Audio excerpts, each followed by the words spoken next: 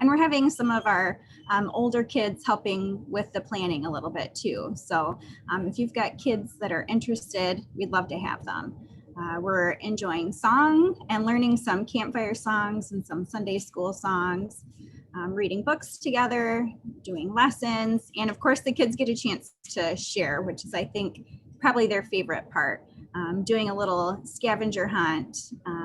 Going 1 week we did go and find your favorite stuffed animal. Go and find something yellow and share it with the group. And it's been really fun.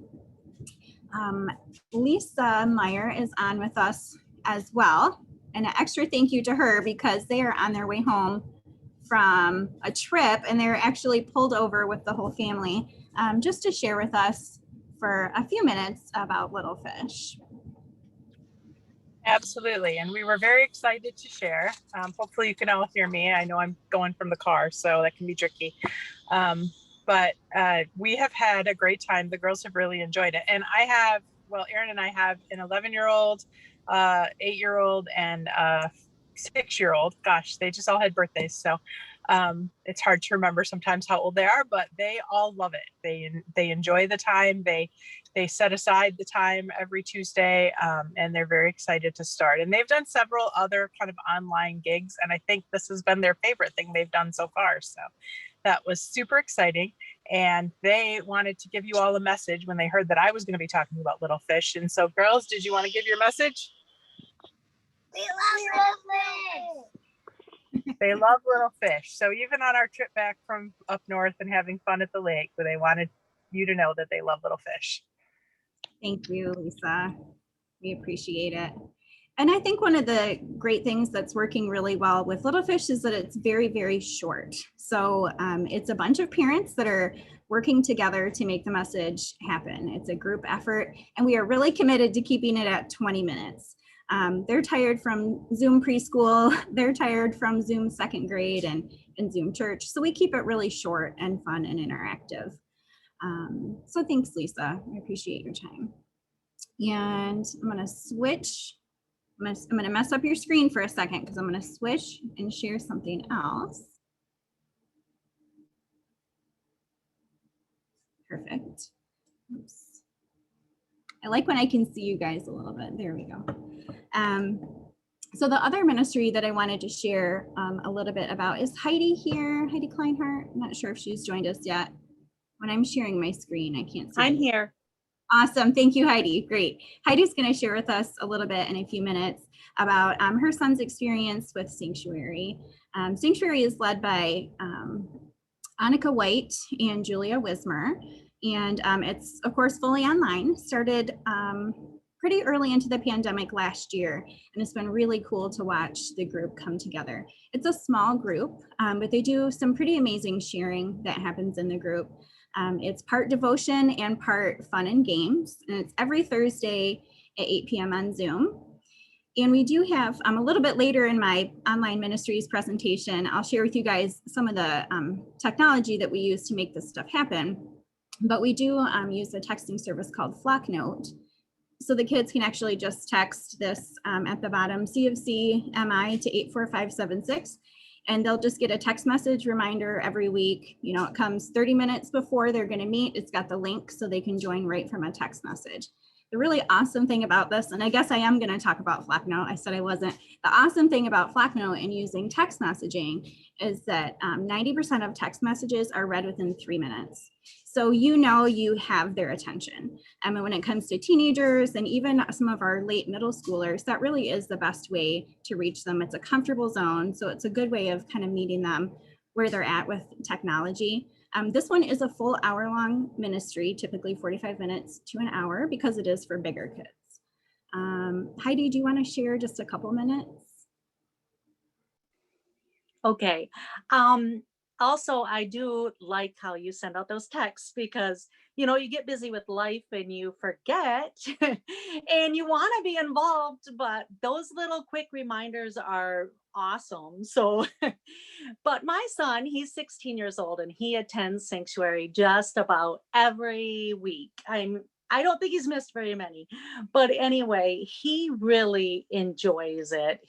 He was disappointed when we weren't going to have camps. He really loves going to camp every year, and he was really disappointed. But when he found out that we could do this, he was right on board, and he goes every week, like I said, and it really connects him with a lot of kids. I mean, there's not very many each week, but sometimes there's variation. And but he's getting to know a lot more. And not only that, they get to meet up with local leaders, but also world church leaders. And one week, every week he comes in and talks to me afterwards and tells me who was on, what they did, what they talked about, what games they played. And it's real, I can tell he's just so excited about it. But one week he came in, he goes, "Oh my goodness, Locke is so smart." And I said, "Well, what makes him so smart?" She goes, "Well, Locke and Stacy Cram were on, and they were split into two different groups, and they played a game, and Locke was on his team and they won. So he just thinks Locke is like a genius. But anyway, so he's really excited. And so from a mom view, I am so thankful that you continue this. I know there's not a very big group, but he does try to reach out. People reach out. So I would encourage you to, any youth, junior high and senior high age, they would really get a lot out of it. And I know it's kind of intimidating to the first time to get on, but it's really exciting for the kids. And so I really thank you. Thank you so much for sharing that perspective, Heidi. She had shared with us at our Mission Center Council meeting last time we met, and it is just always so exciting to hear how God is always trying new things with us and going places we've never been, and how that transformation just continues to happen no matter where the road is taking us. And so some of these weird little blessings that have come out of having to rethink church a little bit for COVID. So thank you, Heidi and Lisa, both very much for sharing. And I think I'm maybe turning it back to Erica. Okay, thank you, Linda. I love to hear the stuff that's going on. And I know with little kids myself, I really value anyone who is willing to take the time and creativity to find some way to connect with the kids. It's been really hard over the last year, so I'm really grateful for that. We are now at the time where we're entering our first 50-minute session, and we're talking about discernment, resources for discernment. Which I think is a great next step after our conversation this morning about the journey ahead, where the Spirit might be leading us into the future. And I think we caught glimpses this morning that some of us are we're already on our way, thinking about what the possibilities are. We've already begun some things that were put on hold over the last year. But it's really a unique time in the life of the church to simply stop and look and listen at where the Spirit is going, and hitch our wagons onto that and follow. So we thought it would be a good time just to talk about what is discernment, a reminder of the discernment process, and some encouragement for all of us to allow ourselves the time as we come back together to spend on discerning God's direction for our congregations and for us as disciples, the journey ahead right now. So let me pull up my little slides for you.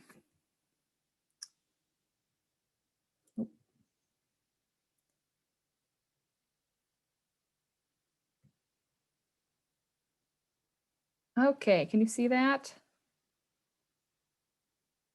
I can't see you, so if you're giving me thumbs up, okay. Hopefully you can see that. If not, you can unmute yourself and let me know. Discernment, yes, okay. Discernment together.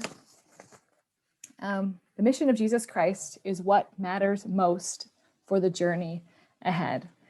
And now is when we are stopping to think about, what does the mission of Jesus Christ look like in our new context? Freshly out of COVID context, it's changing cultural context that Locke discussed this morning. And who we are, even ourselves as a body of Christ, demographics within our church.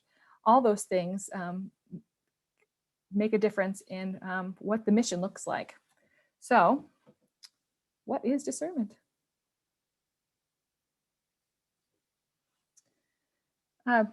Discernment is simply the practice of seeking and following the movement of the Spirit. Seeking and following the movement of the Spirit. I think often we think of discernment as simply the time for us to reflect. That's just the seeking part, for us to kind of dwell on where God's Spirit might be leading. But I love that this definition includes the action that comes out of the seeking, the following. And I love the following the movement of the Spirit.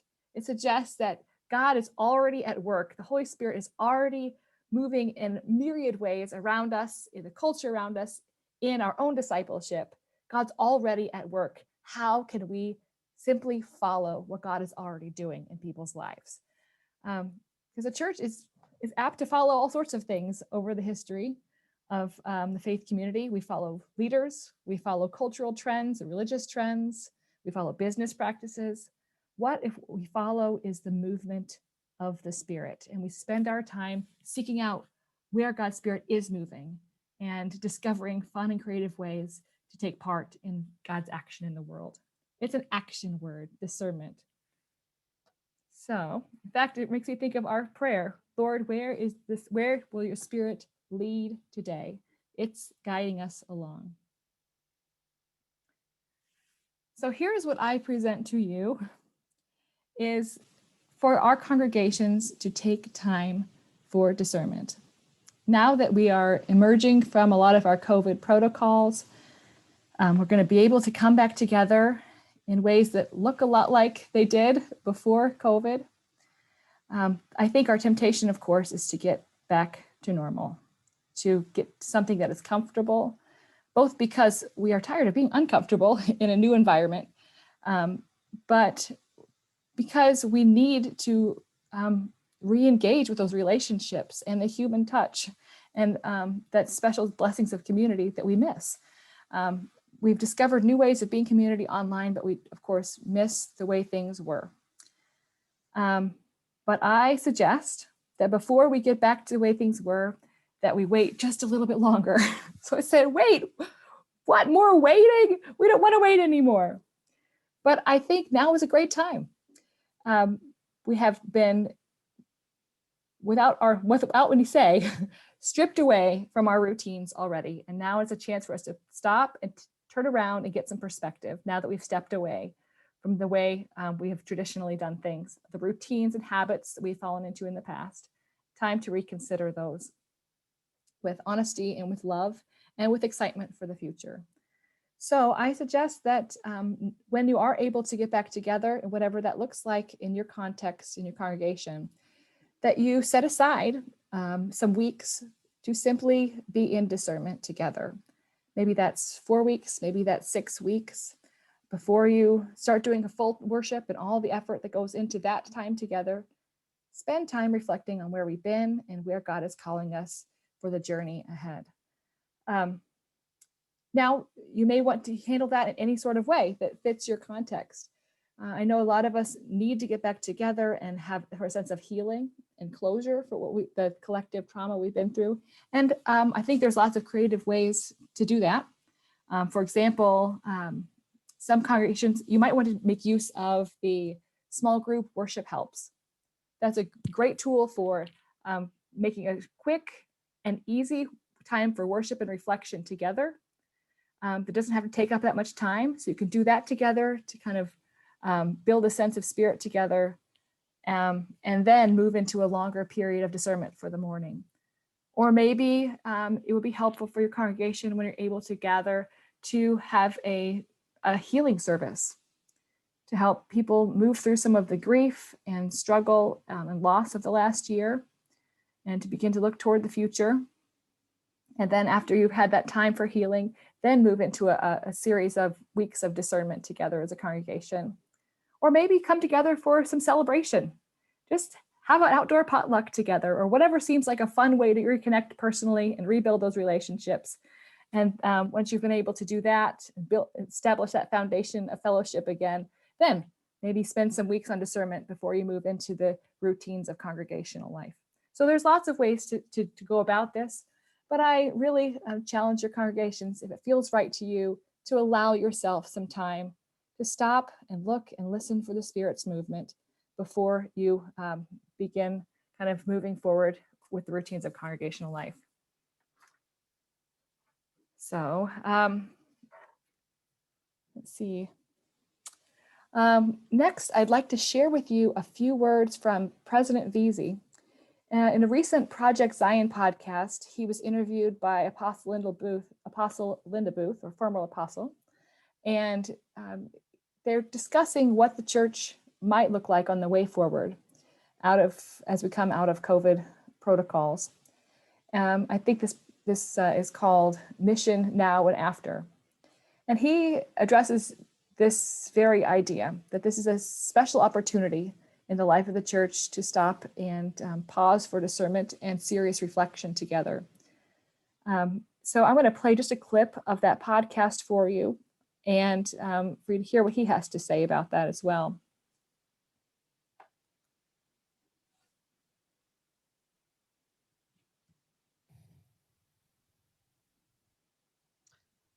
The disruption of the pandemic gives us once in a lifetime, maybe once in a century, opportunity to reimagine or re-envision how we can be the most meaningful, impactful, effective expression of community of Christ in our time. And that means to reimagine church, what it is, what it does. There'll certainly be affirmation of some things that are very important to us that will continue with us into the future. But I hope we'll perceive the church of the future as a movement, a missional movement of doing our part to promote God's reign on earth as it is in heaven. That hopefully we'll begin to think of the church more as a verb, something that's happening, rather than a noun, a particular place we go. And the pandemic has revealed to us that people can live deep and rich lives of meaning, discipleship, community, and service apart from church buildings.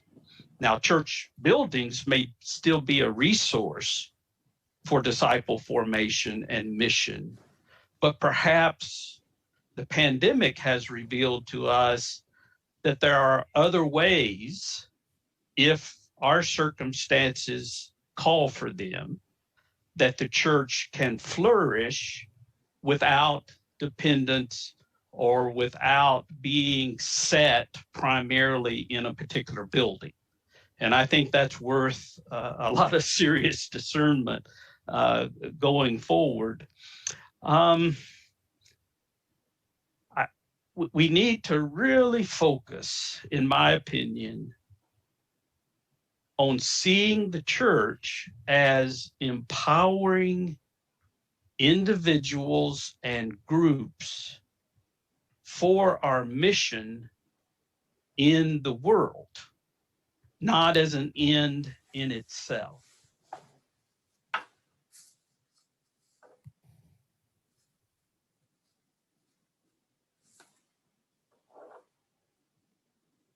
Okay, so he just suggests a lot of serious discernment going forward. I love that he again describes the church as a verb, a missional movement. It's about the action we take. So I want to give you kind of a quick overview of the discernment process. I imagine a lot of you are very familiar with this already, but I think as we kind of look at it, it will give a sense of maybe some of the steps we're called to take in the next few months as we get back together And even if your congregation doesn't necessarily go through a discernment process, some of these steps might be helpful for you even as a standalone exercise, or as part of just deepening your relationship and discipleship together. And also, I'd like to point out that if your congregation would like to go through a discernment process, it may be helpful for you to have a couple of people in your congregation who will take a look at this process and a lot of the resources that we'll go through later, and kind of plot out a way that your congregation can work through this process for you. So, and then kind of lead the congregation through that. And of course, there's also folks in the Mission Center who will be happy to help you through this process also, as companions on the journey, or as blessers along the way, or even as a person who can stand in and offer some outside perspective as you do a lot of this introspective work. So the discernment process, the first step here is simply pray for spiritual freedom. I love the idea of spiritual freedom. This is that part of the process as we're just beginning, where we want to open ourselves to what the Spirit may have for us. This is where we try to set aside the assumptions we have about the way forward, the biases and preferences that we personally have, some of the habits that we have, let go of all that and open ourselves to the possibilities that God might have for us as we journey ahead. It says, spiritual freedom is an active, alert, attentive posture of openness to the Spirit in every condition and circumstance. Active, alert, you're awake, attentive, and open to what the Spirit may bring. This is where we kind of do our best to have the ears to hear, the eyes to see the work that God is doing, becoming awake to the possibilities and being willing to let go of some of those things that we hold on to. In this part of the process, it can be very helpful for us to spend time personally thinking about those things that are difficult for us to let go of, the ideas that we would like to see and our preferences for the future of congregational life. Think of those things and that we might be clinging to, and then share that together as a congregation. Maybe even write it down. These are the things that we tend to want to cling to. These are the things that that may be stumbling blocks for us as we're trying to open our eyes and see further into the future, and then pray for one another. This can be of great foundation for building relationship and trust in the congregation as you work through this process together. Pray for spiritual freedom, and some of the resources we have here offer a great actual prayer for spiritual freedom that you can work through together. And offer continually to, as you find that you reach back and grab onto those things that we want to hold tight onto, offer that prayer together and let them go again and again. And one thing to note is this is also at the beginning of the process, a good time for us to be clear about what we mean by seeking God's will. I think there is a tendency for us to assume that maybe God has one specific plan, and if we can just hone in our listening just well enough, we can catch on to that very specific plan that God has for us, that one path that is the right and best path. But I suggest that maybe as we consider what it means to seek God's will, we might be aware that if what we are hoping to do is to follow the movement of the Spirit, that opening ourselves to spiritual freedom might mean becoming more aware that God's movement, the movement of the Spirit, is already at work in a myriad of ways all around us, every moment and everywhere we look, and opening ourselves to the whole variety of ways that God could be calling us in any one of those directions, where we might find the most joy and energy and effectiveness in mission. And so maybe opening ourselves in spiritual freedom is recognizing that opportunities abound in our daily lives if we are willing to see them. And so seeking God's will might not be narrowing down, but it may be a process of broadening our options. The second part of our discernment process is articulating an essential question. I think this is a really fascinating section, and I think it's a really hard one. This is where we kind of hone in. What are we looking for? What questions are we trying to answer? I think it takes us from saying, God, what is your will, to more specific, what is your will in this specific circumstance or for this specific need? And I think working through this as a congregation to determine what question are you actually seeking answers to can be very helpful in getting past some of the vague, wishy-washy stuff of we're not even sure what we're looking for, and we don't know if we'll recognize it when we see it. The notes here say that an essential question accurately describes what you're seeing through the discernment process. So it's a process of coming to that question. And then it says well, actually, let me get to the second part later. First, let me say that our essential question is a work in progress. I think that sometimes we come to a question that we want to ask. For example, how can we get our neighbors to come to church? This is a question that we're longing for an answer to. We aren't sure what the way forward is. We work with that question as we discern together, and maybe in the process, we discover that our question can take on deeper meaning. And we say that, you know what, we weren't even asking the right question in the first place. Maybe what we really want to ask is, how can we be in relationship with our neighbors? So there's a honing in of the question itself, even as we go through this process together. You know, we ask God, how can we grow? And maybe then as we process, we realize our question is, how can we grow your kingdom? If that makes any sense. So it says here, through prayer and spiritual freedom, an even deeper question may emerge. So we carry this question forward with us throughout the process and come back to it again and again. Our third step here, gather relevant data. This is where we collect all the information we can about our community and our context, our history and experience, our skills, our personalities, our opportunities, and we put it all together there in front of us to consider, like we say, the whole host of opportunities that we have for mission together and a way forward. In this, this is where it's helpful to consider the lenses of discernment. Let me show those to you. I think you're familiar with this. It says ways of discovering God's will. And here on the outer circle are the lenses of discernment, different tools we use to, in consideration, in discernment of the path forward toward God's will. Very quickly, there's scripture, and how does scripture inform truth and where God might be calling us and the way God has worked in the past.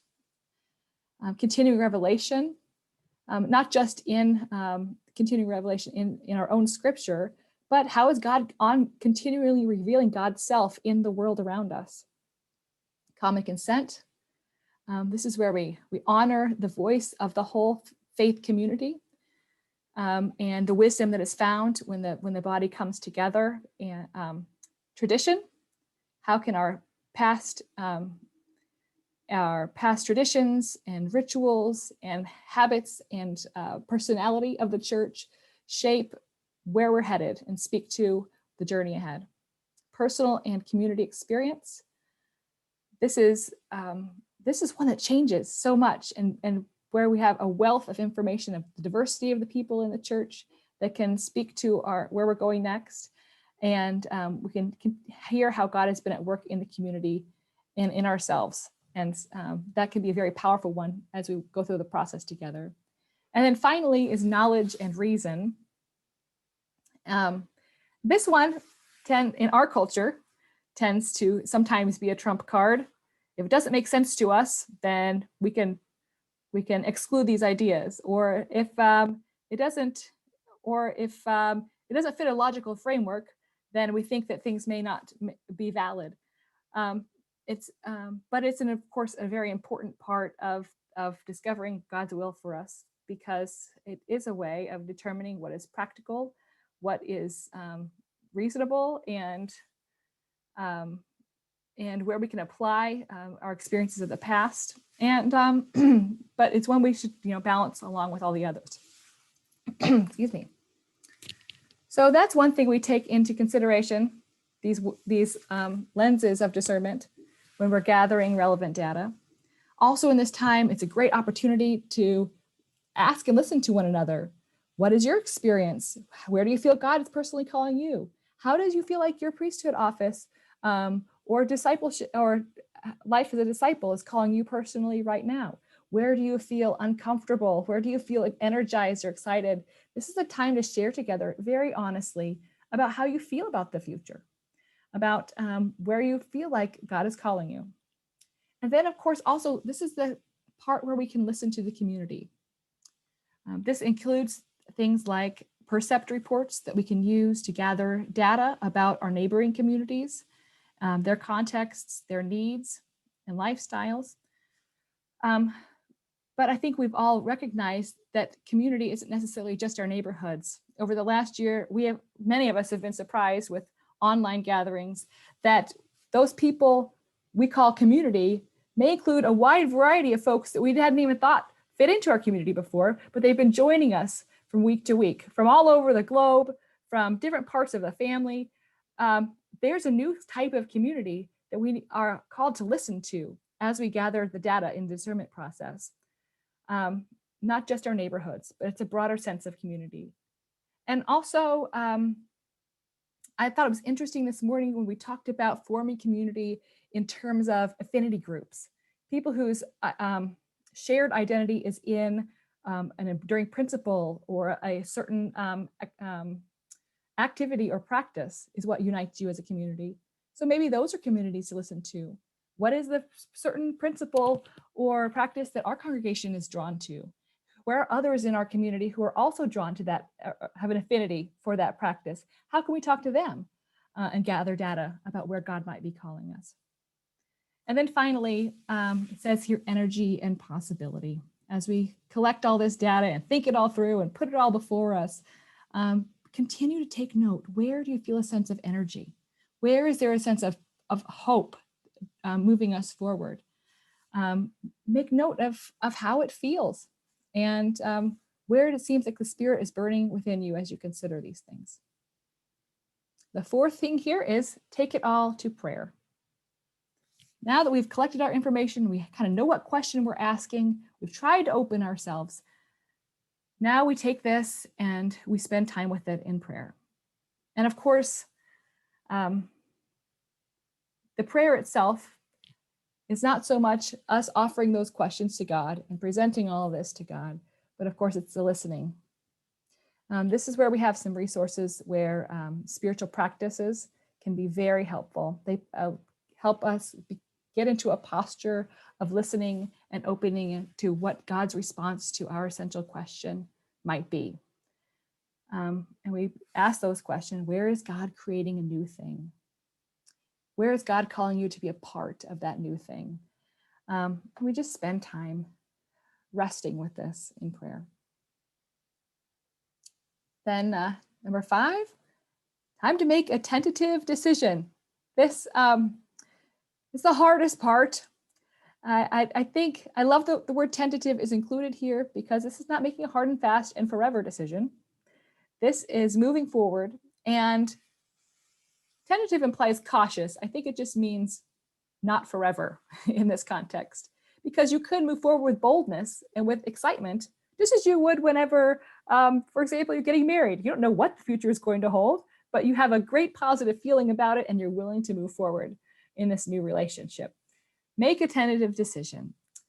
Look at all that's before you and test out where you feel the fruits of joy and excitement and possibility together. This is where you try to determine what answer to your essential question seems to be floating to the top. And also one thing here is, I know we often tend to gravitate at this point to, okay, we have all this information, what makes the most sense to us? Or we have all this information, what possibility, what way forward seems the most well articulated, so we know specifically what to do. And that might be part of the process, but it isn't necessarily an indicator of the best way forward. just simply because it is the clearest way forward. You may find as you make a tentative decision that it's not a complete roadmap for the future, but it may be the answer is simply a clarity of direction for the future, general direction you're headed to, or a clarity of what your real priorities are, or simply a deeper sense of what it means to have congregational life as a way of being the church together instead of doing together. So those are some thoughts about tentative decision. And then our final one, seek confirmation. This is an easy one to skip, but this is where it says, when we are faithful to where the Spirit may be leading, there's always an inflow of greater love, energy, and desire. This is where we seek out whatever confirmation we can recognize that we are connected to God's movement, this Spirit's movement. And what this tentative decision we've come to is a good one. I like that this suggests that confirmation may be felt as an inflow of greater love, of an inflow of greater energy and desire.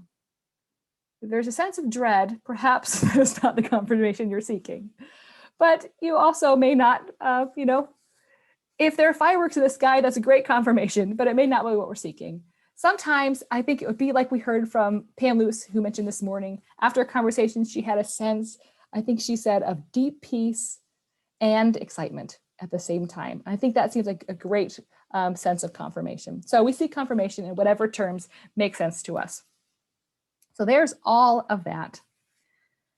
Just your overview, and it kind of gives us a sense, if we wish to go through this process together, what that might look like together. And I can say, as I look at this, this is actually a really great way of reconnecting, of building a strong foundation of relationships with one another as we come back together. In this process, it's a lot of listening to one another, hearing one another's stories, and our hopes and fears together. It's a super way of establishing trust, and especially of pulling together with a common sense of purpose. And isn't that one of the greatest blessings of community? So perhaps even if we don't find some great shining direction forward, just asking these questions together will make us a stronger faith community. It's something to consider.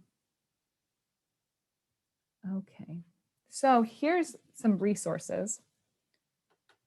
What I have for you is this sheet, and which is the same thing as what you're seeing here on the screen, if you can see me on the screen.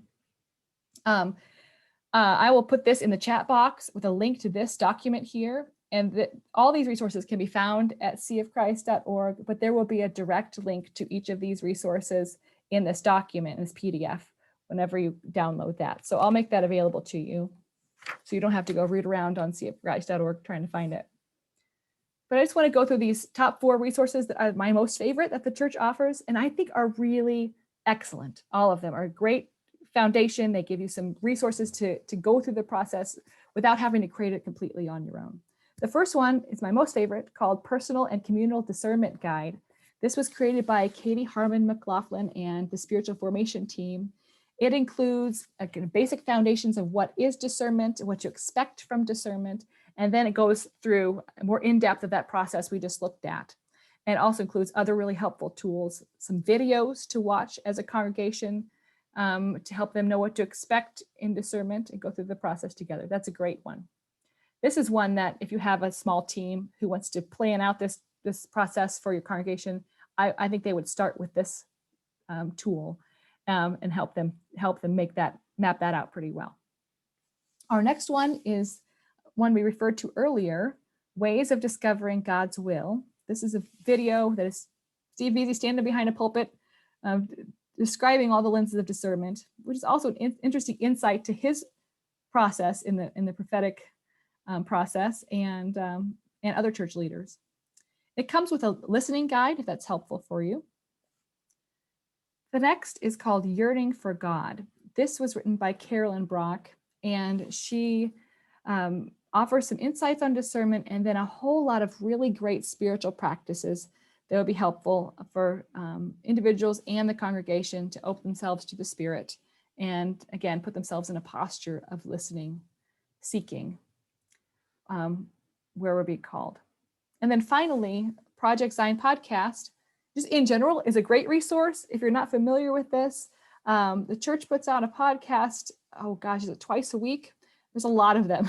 And there's a whole wealth of information there to help you keep your finger on the pulse of the church. It has current updates about what's going on in church leadership. It has interviews with church leaders. There is theology education, looking at our basic beliefs. And there's information about LDS seekers and people's faith transition stories. It's an excellent resource. So you can go to the link that will be provided in that PDF to find a history of all the past episodes. And there's also transcripts for each of those. If you are not able to listen, you can read those interviews. So the ones we're highlighting here, though, that are most germane to discernment are episode 337, of course, called Discernment, where Katie Harmon McLaughlin talks about the discernment process, specifically discernment as a way of life and the spiritual freedom part of the discernment. And then the one we listened to just in part earlier, episode 370, Mission Now and After. And I recommend you listen to that whole interview. That's really an excellent interview with President Veazey with his thoughts on the journey ahead. So now, when I leave a little bit of time, we don't have a lot, we got some time here, 15 minutes, I guess, to hear your thoughts about your own congregation. What about your congregation? Do you think they would be open to spending a few weeks or even just 1 week on going through a process of discernment? Why or why not? Do you think different elements of this would be helpful for your congregation? What are your thoughts on all this? So I'm going to stop sharing so I can see you.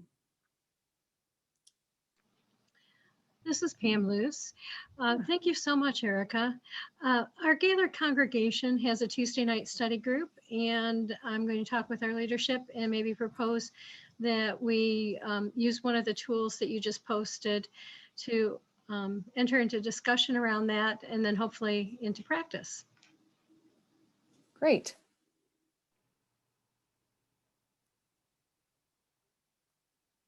This is also something that might be interesting to do in partnership with another congregation, depending on your situation and relationships.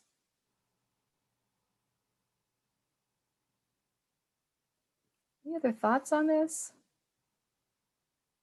Do you feel like your congregation would be open to taking the time? Erica? Yeah, Larita. We're all involved, in a new congregation. And so this has not come up in discussion, but I think I will bring it up. And it just might be a nice way to start out and to progress through all this coming together and working together and all of that. So I will propose it to the team when they meet. I think in 2 weeks now they meet. So I'll propose it to the team and we'll see what comes out from it. Thank you very much. Yeah, great. Great.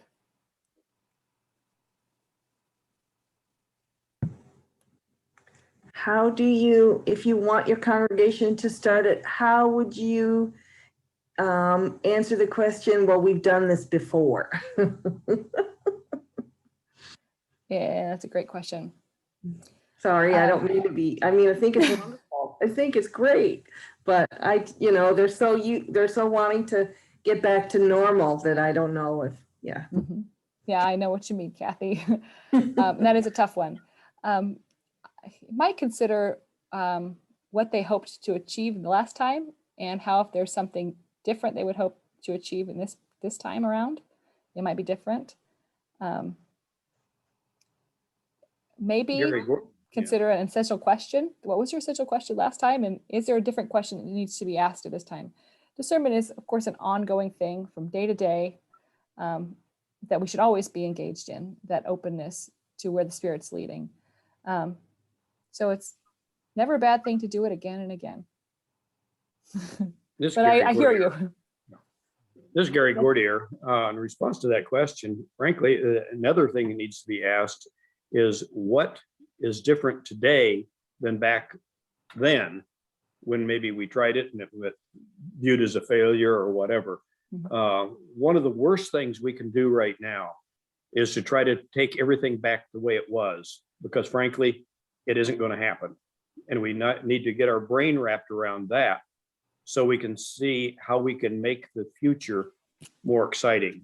I think there's a lot of what we did in the past we can cherish and continue doing, but do it differently now in new ways. This is Dean. Hey, Dean.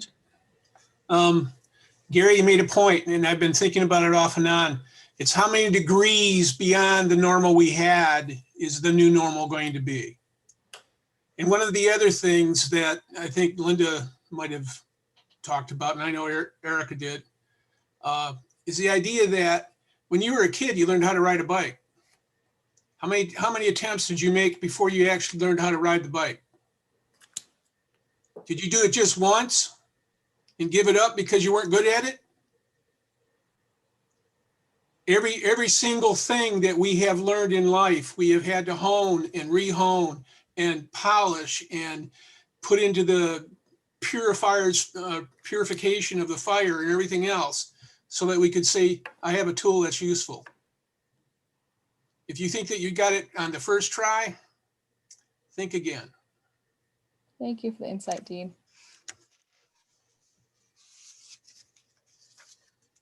Dean, if I can add to that too, I think if we get to the point where we decide we've arrived, we've done it, we've discerned, and we've completely failed because it's meant to be this ongoing journey. We were just talking this morning about how we're journeying people, right? So we have to be willing to stay in that probably discomfort too. Journey ain't over till it's over, right? I think this is Steve Booberat from Ondale. Thinking one thing about Ondale congregation here is our congregation is an older congregation. So if we do continue to do what we've always done, we won't survive much longer. It's not going to last much longer. And so it has to be rethought if it's possible, because continuing the way things are, like I said, there's not a big future in Ondale. There's 25, 30 people come every week, but in 5 or 10 years, that'll all be different. And so we need to rethink it. But of course, this information helps a great deal.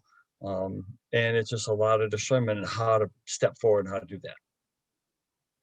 Absolutely, Steve. I suspect that going through the process may help us determine that maybe our journey ahead is a process of caring for ourselves as we go through the hospice process, go through the congregational closure process.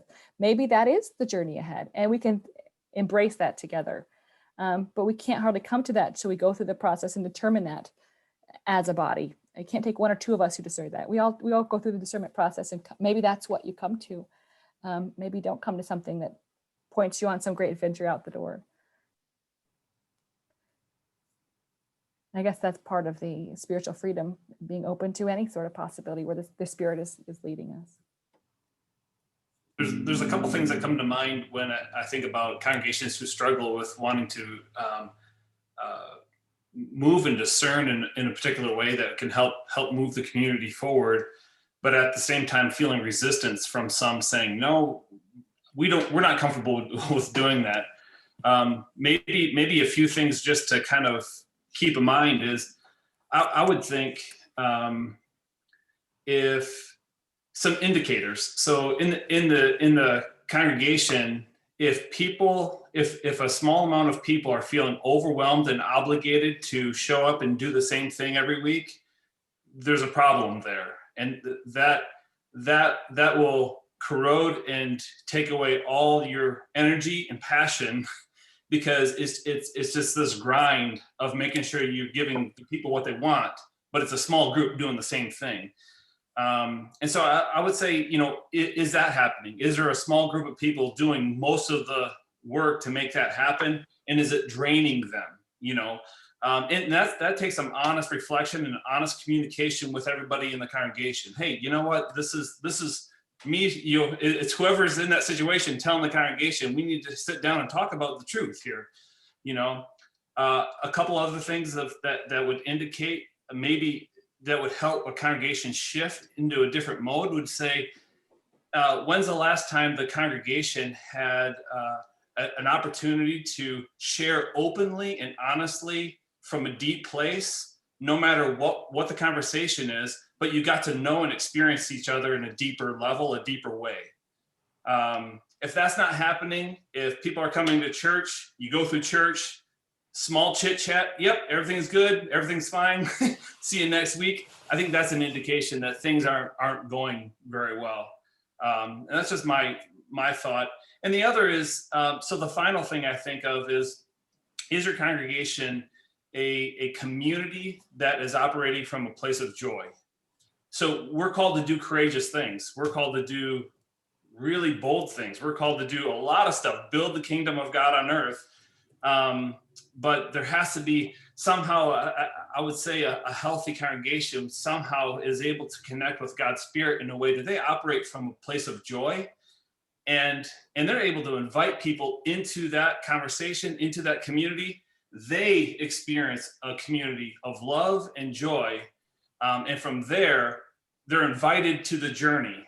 And we're all figuring this out. How do we figure this out? So I think those are some indications to say, if a congregation's stuck, they don't want to move forward, those are some things that I would bring up at the meeting, whatever that is, to say, I have some concerns. I think discernment might be a great process for us to consider. Thanks, Adam.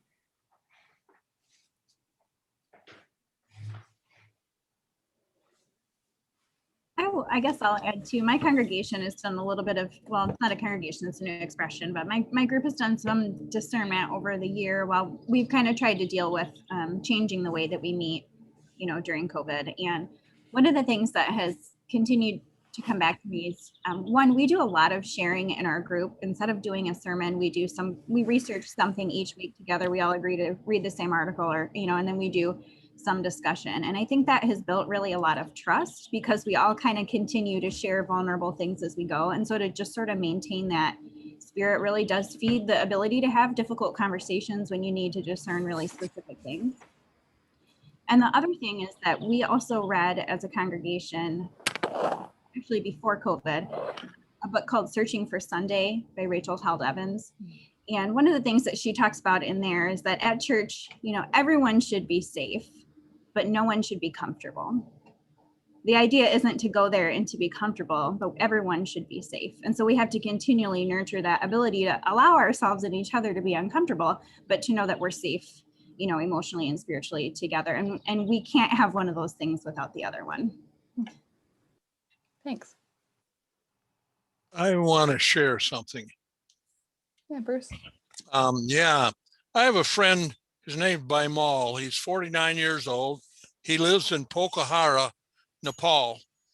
And we've been communicating back and forth on Messenger for 2 years now, morning and night. Bimal he's married. He was a teacher. He has a daughter who wants to become a doctor. She's been going to college in Kathmandu, and his son wants to be an engineer.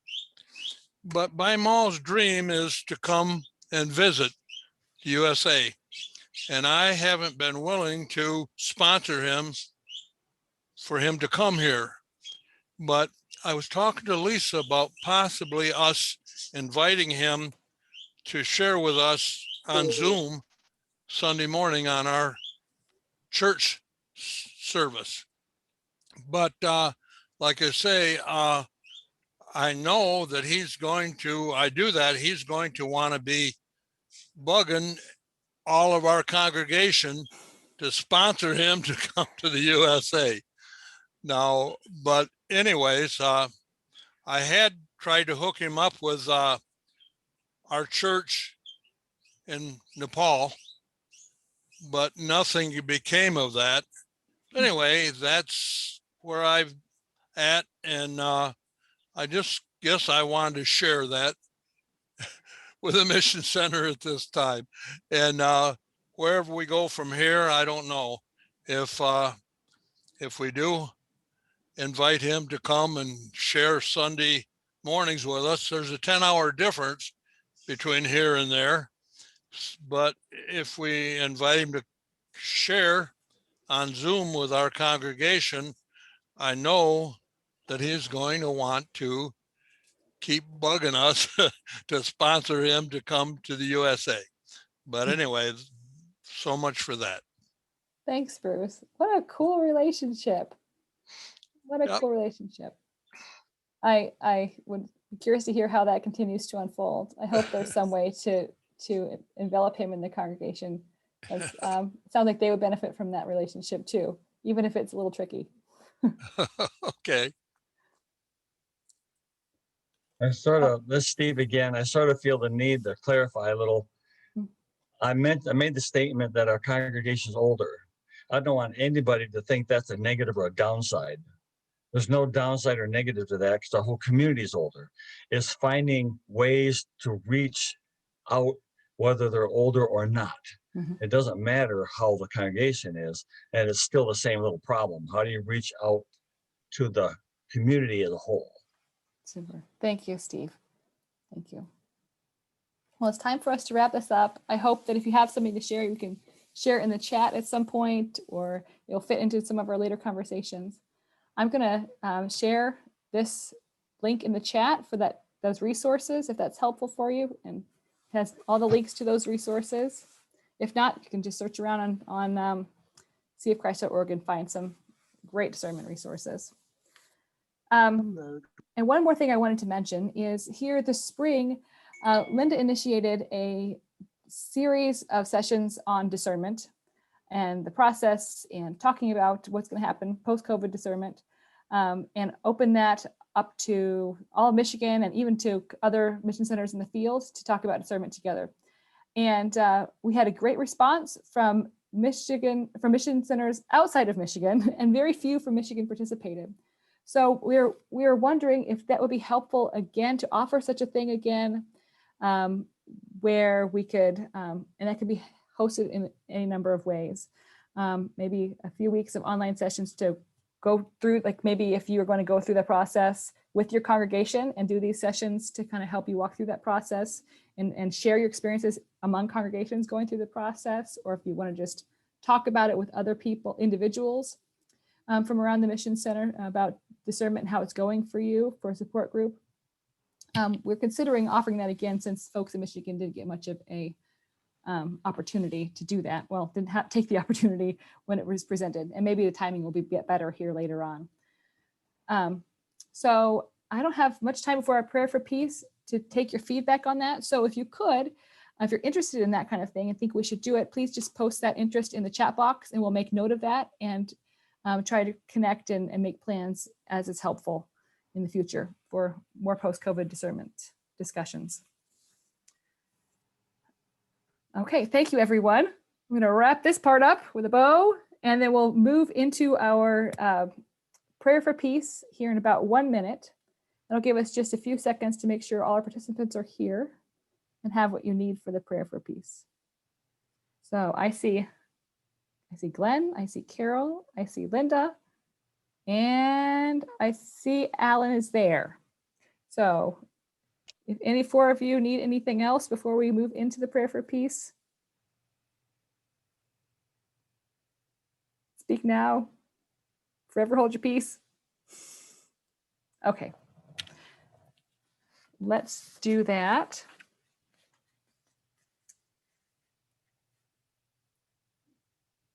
Start with Carol calling us to worship here.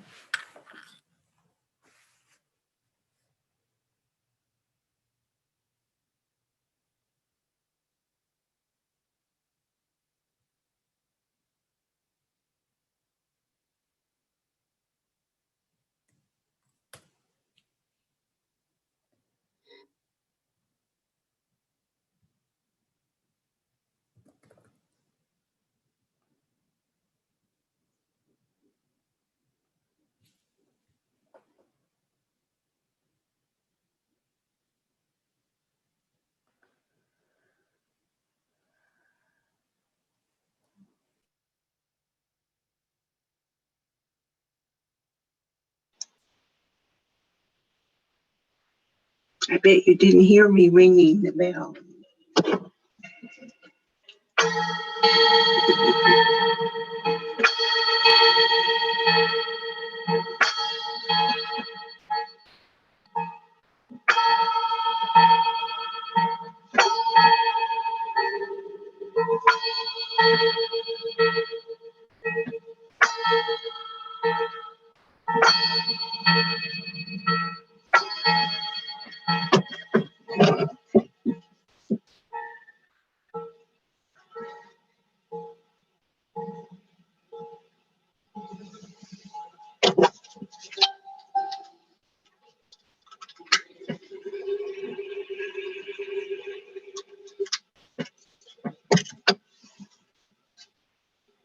In the name of Jesus Christ, welcome to this service of peace.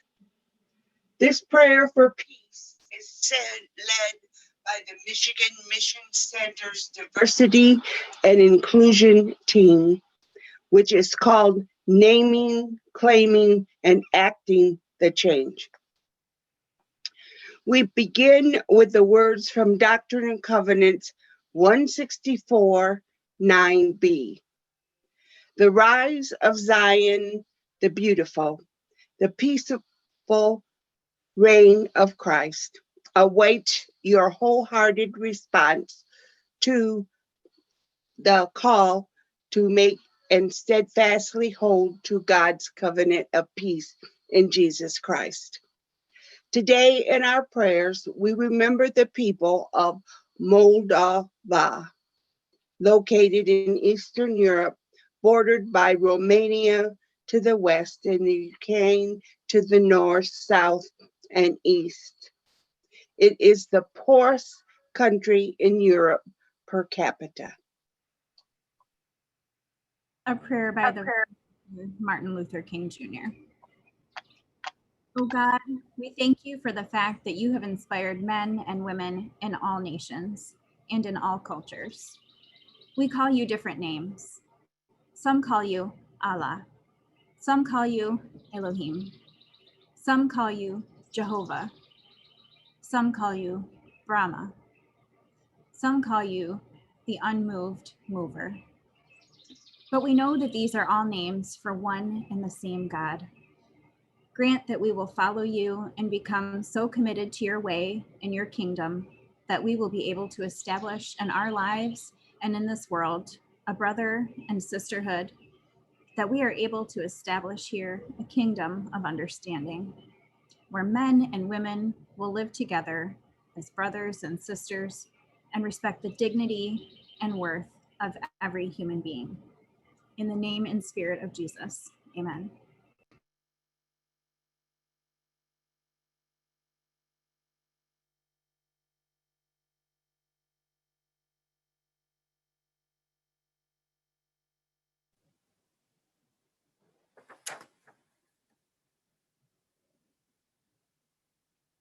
As we enter a time of guided prayer and meditation and musical reflection, you're invited to offer silent prayers or meditate during the moments of quiet.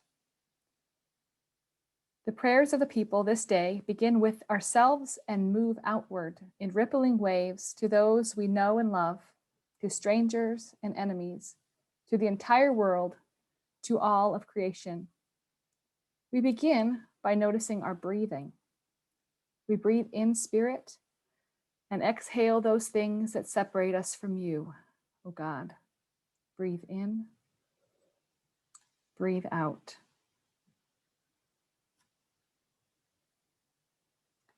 Please enter into the silence with me as we pray for peace, remembering God's promise to be with us and to work in us. Listen for the sound of the beloved's voice.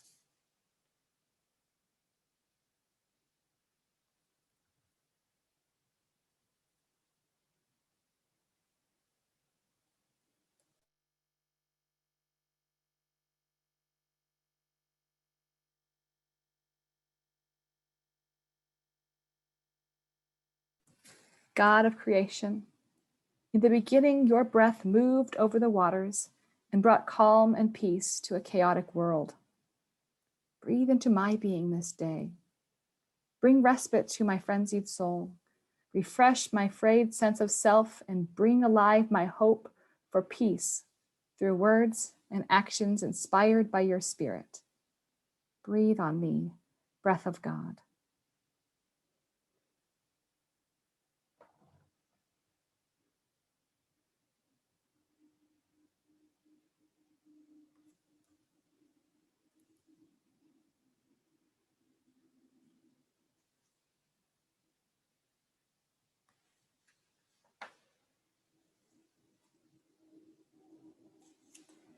God of reconciliation, 2,000 years ago, you breathed and the word became flesh among us, teaching us the way of forgiveness, mercy, compassion, and peace. Breathe into our relationships this day. Allow us to enflesh the teaching of your Son within our family, friends, neighbors, and even our encounters with those we do not yet know. Breathe on us, breath of God.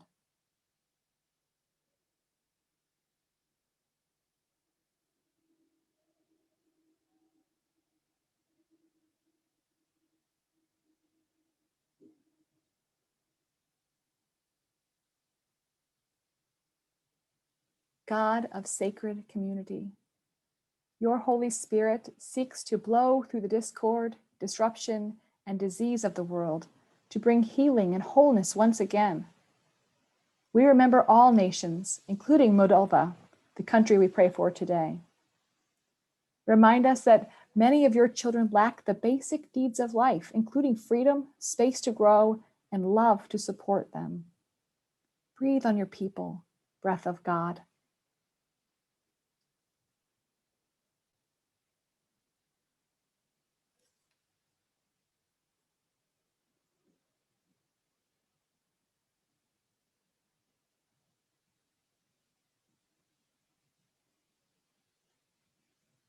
God of all, your planet is gasping for breath, heaving under the pressure and weight of unbridled consumption of resources and greed-driven destruction of your world. The earth groans from forces of chaos that destroy what we have been given as a gift for all creation. Awaken us to our responsibilities to heal and bring peace to our earthly home. Breathe once again over the waters, skies, land, and all that inhabit them. Breathe, breath of God.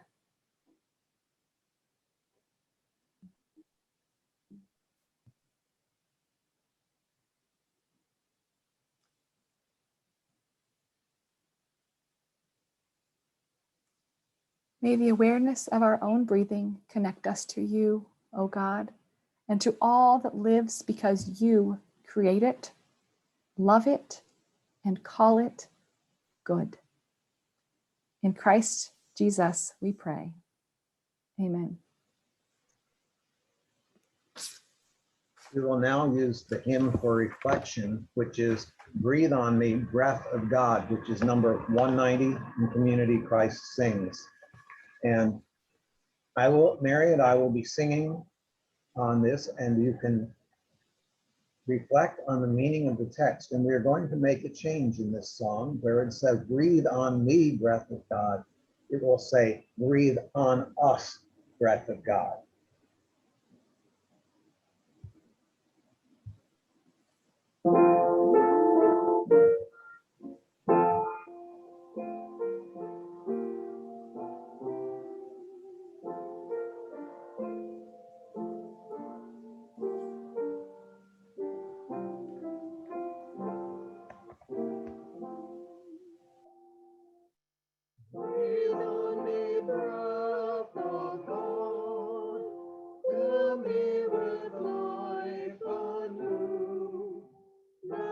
I may know what thou dost love and do what thou wouldst do. Breathe on us breath of God, until our heart is pure, until with thee we will one thing to do and to endure. Breathe on us breath of God, till we are wholly thine, until this lively part of us bless with thy part divine. Breathe on me, breath of God, so shall we never die. But live with thee in perfect love of thine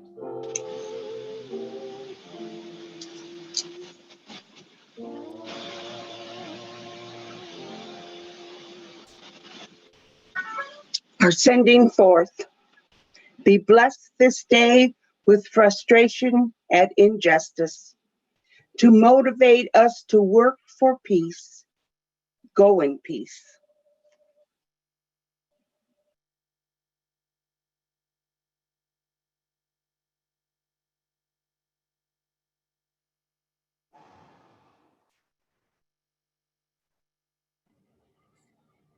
All right, I think we are going to move into the next portion here of our afternoon.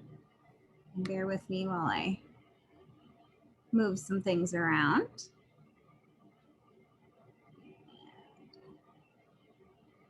You seeing that all right? Can you see my, awesome, thanks. Let's see how this part goes. So I wasn't 100% sure what you guys would want to hear about today. So I just put together some things that are kind of new and a little bit of review. And then if you have questions, just interrupt me and throw them in. I don't mind it at all. So I wanted to start by kind of refreshing what we're looking at here on the church website for the online ministries. So one thing I want to point out is, can you see my mouse when I'm moving it around? Okay, good. So you're used to probably this tab, if you do sermon prep or worship planning, you're used to seeing this part where it says worship suggestions and then the sermon helps. So this particular week, there was a scripture to choose from. And John, is my sound not working? Really? You can't hear me? You can hear me. Okay, good. Okay, that's why this one looks a little funny, because there was an option to plan from John or Acts, but then over here, new within maybe the last 2 years-ish, is this new tab, small group worship suggestions. And if you haven't used this resource, it is really great. It's a lot different. It's more discussion focused. It's a little bit less high church. So for some of you who are maybe meeting online now, you actually might find that the small group worship suggestions translate a little bit better to smaller online groups than the traditional worships are, because there are a lot of, there's planning for a lot of logistics like readings and stuff that not all of those things translate well. We can't all unmute together. It never sounds good. So there are some different, ideas and tips in there that you might find work a little bit better online. You can also scroll to the bottom, and it's, I believe, actually on the worship suggestions and the small group worship suggestions. If you scroll to the bottom, there's a little section that says tips for kids. And when you click that, it's going to open a whole other PDF, but don't wig out. All the way at the bottom, there's like a mini lesson in there for kids, and it's every week. And they're really typically simple things that are easy to kind of, work into a message or work into a short Sunday school. So I wanted to point both of those things out that are newer within the last couple of years. I'm told that at some point, the location of this worship resources tab will be moved when they refresh the website. So when that does happen, I'll make sure we get in the newsletter so everybody knows where to find it. But for now, you can always go to the search bar on the church's website. You can just type in worship resources and it's going to take you right here. Any questions on that stuff? I can only see a few of you, so you got to just jump in. One of the things I get a lot of questions about is what resources can we use now that we're meeting online and we know we don't want to violate, we don't want to violate the licenses that we have as far as what we can share for streaming. If you're not sure what you have, your CFO can get a hold of Dina and they can work that part out, or Jessica. You want to make sure that you have the right license for what you're sharing. But when those questions come up, legal does have some tabs on here as far as what you can use and post online, specifically about YouTube, which is one of the important questions that we get a lot. And then let me scoot you guys over so I can see the podcast and worship streaming services. So if you have some copyright questions, what can I share? What can I not share? This is a great place to look. This is on the church's website. So if you just go to, again, to the little magnifying glass in the top corner, when you go to seaofchrist.org and just type in online content, that's what this tab is called. And it has a ton of, frequently asked questions that will probably answer the majority of the things that you come up against when you're trying to figure out how to share, especially when we go and some people start doing hybrid services. It'll be interesting to figure those things out. But any questions on that stuff? Or comments too?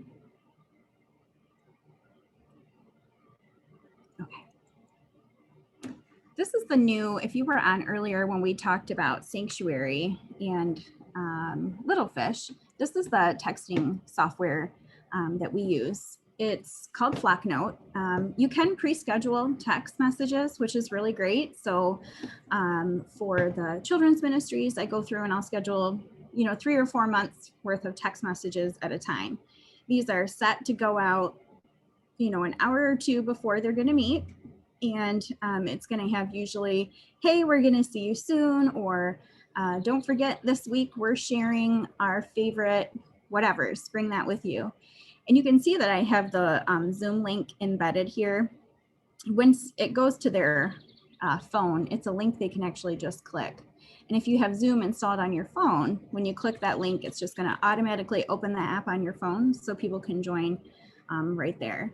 Like I said, the great thing with text messaging is that people are so active with it. 90% of text messages are read within 3 minutes. So it's a very, very high rate of reaching folks. So this is another great opportunity. Flocknote is free for less than 40 people. I don't know what the cost is for larger than that. We have not come up against that issue yet. But we currently use this for Sanctuary, for Little Fish, and then for the New Expression, Beyond the Horizon. This picture that's included here is sort of what it looks like in the dashboard when you log in to schedule your text. You have the ability, like I said, to schedule it here. You can include GIFs if you're into that. You can include photos.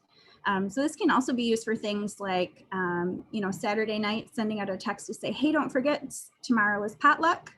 Don't forget to bring the item you signed up for.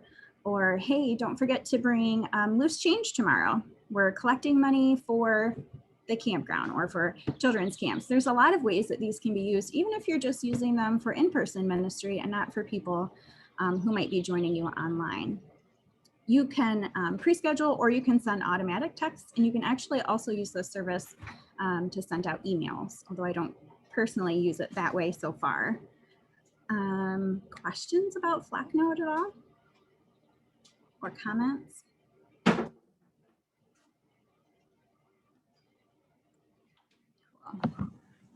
Did you say you can use that for email? You can use it for email. Yep. And each person can have actually their own profile in there. You can set who can and can't send emails and texts. So you can have leadership teams that are on there, and you can actually set up separate teams. So each congregation or ministry gets like their own campus, and then you can build little subgroups underneath. So you can have, the Sunday school group or the full membership, just the teens. You know, you can set up different groups that they subscribe to get those, and you can have different people be leaders of different groups, and it's a pretty flexible program. Oh, wow. Where do you get information on that? It's just flocknote.com. Okay. And when you get it, you'll probably get a silly web address. Like I think another person in California also uses it. So it's like Community of Christ 1, Community of Christ 2, Community of Christ 3, flocknote.com. So they'll assign you, but you just go to Flocknote and put in Community of Christ and create your little, your campus. And it's been, like I said, it's free. So it's been really, really great for us, especially with younger people. And when you're traveling too, to get the link delivered right to your phone. And yeah.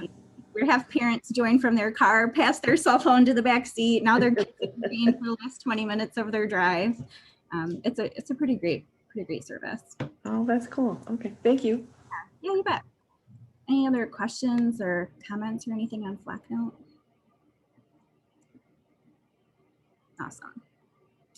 I wanted to throw in just some tips to help people find you. And in a minute, I'll show you, I decided to pick on a congregation and I just Googled them so that we could see what would come up. But here are some of the things that I find that tend to get in the way. Is your meeting location accurate? You would be very surprised if you were to Google some of the congregations, how many of the addresses are not correct. Many of them, the meeting time is not correct. And there's not a way to get a hold of a pastor. So if I know that I live or I'm traveling and I want to find a Community of Christ near Lexington, and I put that in, I should be able to see from my Google search what time you meet, where you meet, what your building looks like, and maybe a phone number for the church or the pastor so that I can say, hey, are you guys taking visitors? Is there anything I need to know? So just Google yourself, Google your congregation and see what comes up. One of the things that you may need to do, and I can certainly help you guys with this, just shoot me an email. That's totally what I'm here for. But what you need to do is claim your business and get your information accurate. I would suggest the same thing for Facebook. Go to your Facebook, make sure your meeting time is up to date, that your address is up to date, that there's a current picture of the congregation. It will make people feel a lot safer about just dropping into your building. A photo of the building is a great idea, and even better if you can put some pictures of the inside of your building to make people kind of take away some of those anxieties of going somewhere new. If you have a Facebook, sharing things regularly is really important because it's going to tell people who might come to visit you that you are an active congregation, that you guys are doing things, and if they go there, they're not just going to encounter a worship service, they're going to encounter a community. So when you guys are having, hot dog cookouts and, you're having a family game night, post pictures of those things and help people get to know you a little bit that way. Facebook is really great for that. One of the things to know is that any of the content that we post on the Mission Center page or on the church page, those are great things to share. You don't have to come up with all the content for your Facebook page yourself. That's a lot of pressure. So just sharing things, from World Church and from the Mission Center will help keep your Facebook fresh, and it will keep it in people's news feeds and continue to draw their attention there. So just a couple of tips. Oh, the other thing too is if your congregation is affirming, you need to make it very, very obvious. I want to point out that saying all are welcome is not the same as saying LGBTQ people are welcome. We need to make it really, really obvious if we are welcoming of those people because we want people to know that it's a safe and affirming place. So if your congregation is affirming, make it really obvious. That's a great way to be invitational, and it tells people a lot about you. Questions or comments on that stuff? Awesome. So I decided to pick on the Flint area because that's where I grew up. I grew up going to Bristolwood. So let me move you guys around. I like being able to see your faces, but let me put you guys over here. So I decided to pick on Bristolwood because that's where I grew up going to church, and just did a Community of Christ, Flint, Michigan, Google. And you can see, I came up with a variety of things. So for Bristolwood, we had a street address. We did have a phone number. I didn't check to see if that's someone's number. But then for Eastside, we just have Burton, Michigan, a phone number, and no road address. And then for Clio, we have a phone number and no road address. But we did have here the time that they meet and here the time they meet. So it's interesting to see how much variation there really is when you Google congregations in each area. This is what I'm saying, that you might be surprised how little there actually is for people to find you. So give yourself a Google. Bristolwood was a good one to pick on because, I don't know if I'll be able to use these links. They had a congregation page also at the church's website. Let's see. Can you guys see this part? It probably looks really messy, but can you see that I've brought up the church's website, or is it still showing you? Okay, so we'll switch, new share. Now, do you see the church's website? Yes, awesome. Okay, so we have Bristolwood, and there is one of these for every congregation. So for example, we have someone that joined Beyond the Horizon. She heard about Community of Christ through Harmony, which is, one of the organizations that works for inclusion of the queer community in Community of Christ. That's how she met Community of Christ and wanted to find a local way to meet with the church because of Harmony. So if I'm to go to the church's website, because I know that's where I want to be, and click on Find a Congregation, there's a congregation page for every one of you. And the World Church maintains this. So Bristolwood has a great example because they have their address, they've got a phone number, and there are some of these links. These little icons here are clickable. So they have a Facebook. If I were to click this, it would take me to the Bristolwood Facebook, which I did look at, and they're doing a good job keeping it up to date. But these others, the Twitter, YouTube, and Instagram, this just goes to the World Church's content. But that's great because these are still ways for people to interact with you, and it's telling a little bit about who you are. There's also a welcome statement and times that they meet, as well as what their ministries are. The church's website also includes a map where that's possible. So it is really worth keeping this information up to date. And I will tell you again that you'll be very surprised how not up to date it probably is.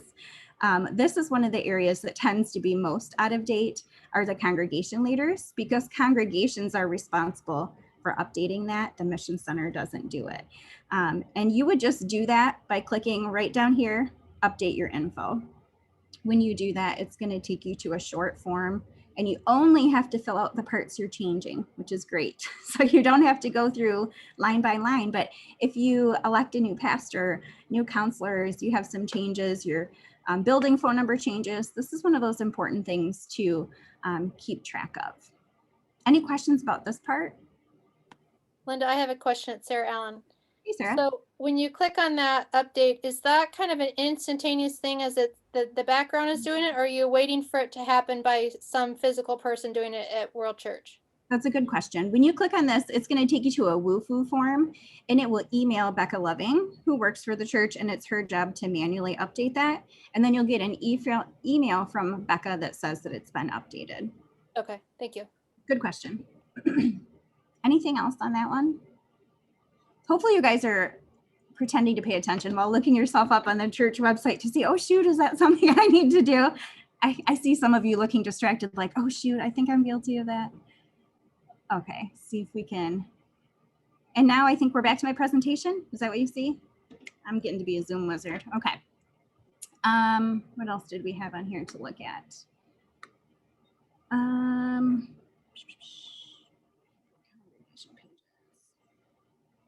Oh, okay, looks like I put the same link for both, so I'm not sure what past Linda was thinking, but we'll keep moving. And then here I wanted to just throw in a few things. I know that we're talking a lot about discernment, whether you're staying online, whether you're going hybrid, whether you're going exclusively back. There are some tips, and I can send out an email a little bit later. I have a document that's sort of Zoom hospitality. A lot of it may be stuff that you have figured out throughout the year, but there are some tips and tricks that might be helpful. I can put that in an email to everybody later. But some things to just keep in mind, and these are things that came a little bit out of our discernment discussions, but also discussion with other MCISMs as we've kind of navigated this alongside you. some tools that you might not be using, you might feel nervous about using, I'm happy to help you. If you shoot me an email, I know that lots of you already have, I'd be happy to jump on Zoom with you and teach you how to use things like breakout rooms. How do you encourage conversation in the chat box? How do you share videos, YouTube videos, sermons that other people might have pre-recorded? I'm definitely here to help you with that stuff. But as we're kind of accepting that this is more of a long-term normal than we wanted, we hoped this was going to be short-term. I want to help you use all the tools that are available to you to make this really an interactive and personal experience. So if I can help you with that, let me know, especially with streaming. It does take a little bit of practice, but it is free and easy. So let me know. One of the things that Locke mentioned earlier, and I'm glad he did because it was in my presentation as well, was that when you do go on, and if you're doing a hybrid model where you're going to have some kind of a service in the building, but you're going to also have people participating online, it could be really important to have someone who participates online that is a person who's leadership or someone who's the online presider. And that person is responsible for making sure that people online feel included, for making sure there's a way to be interactive and build connection, because we don't want to lose those things. So I want to encourage you to be really intentional about how you include your online folks.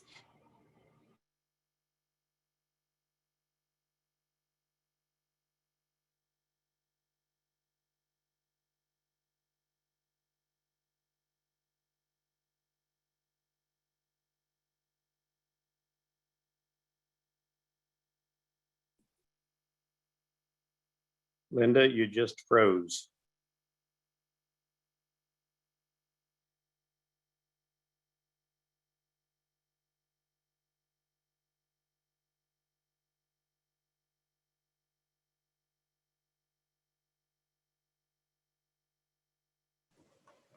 Okay.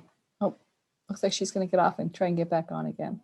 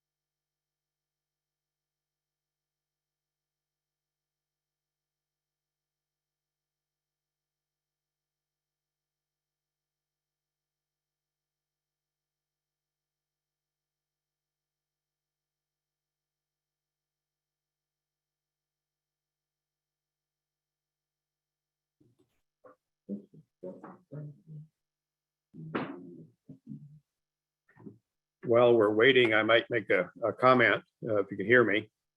When it comes to copyright, you know, we have the licensing and stuff of the hymnal, and some of the hymns in the hymnal you can't even use. But I would really encourage you, if you find some music, say it's on YouTube, something you want to use, you don't have license for it, don't be afraid to contact the owner of the copyright. I had a memorial service a month or so ago, and the family really wanted a couple of YouTube videos included. It was music, a more contemporary style of music. So I reached out to the copyright holders. They were enormously gracious in giving, you know, full authority to use those in the memorial service. No problems, no money, no strings attached, just do it. And they sent me a letter to that effect. So don't be afraid to reach out and press against that copyright just a little bit. Thank you.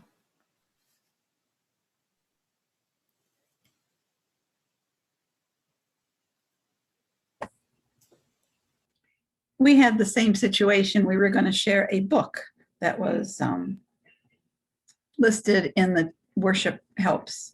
And so we contacted the author, and he was just tickled to death that we were going to use that in our worship service.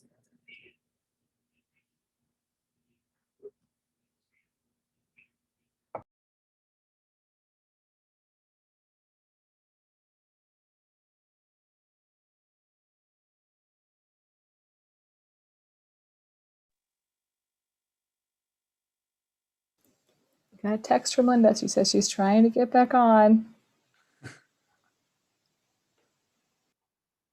Well, does anybody have any questions about what Linda was sharing so far? I won't be able to help you very much because it's some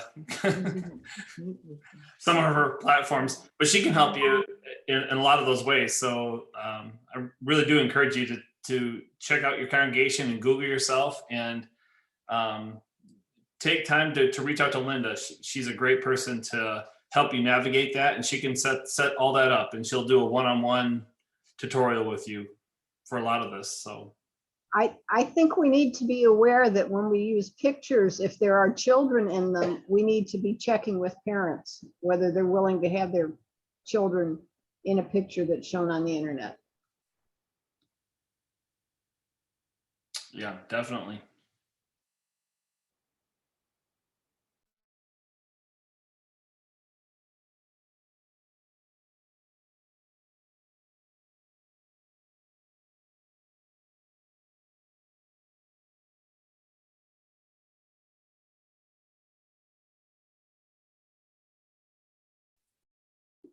Something you may want to check if you go to Google and identify your congregation. Many times they will have us listed as LDS, not Community of Christ. I've changed a number of them that way, and you submit it to Google and they fix it that way. So you want to do that.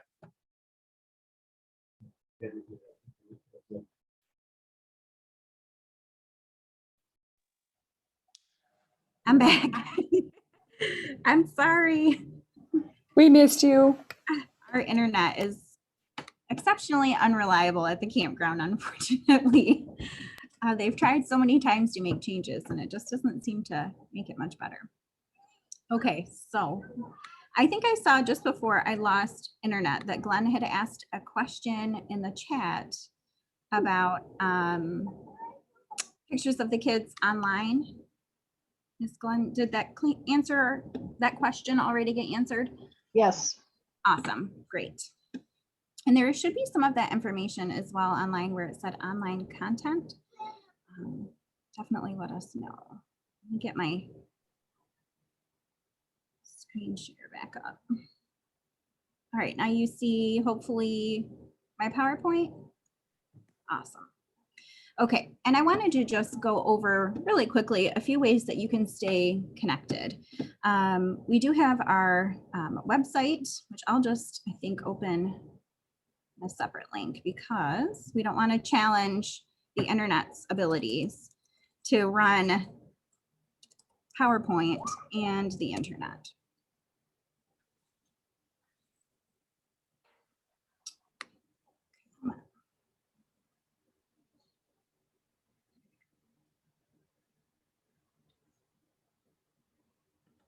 All right.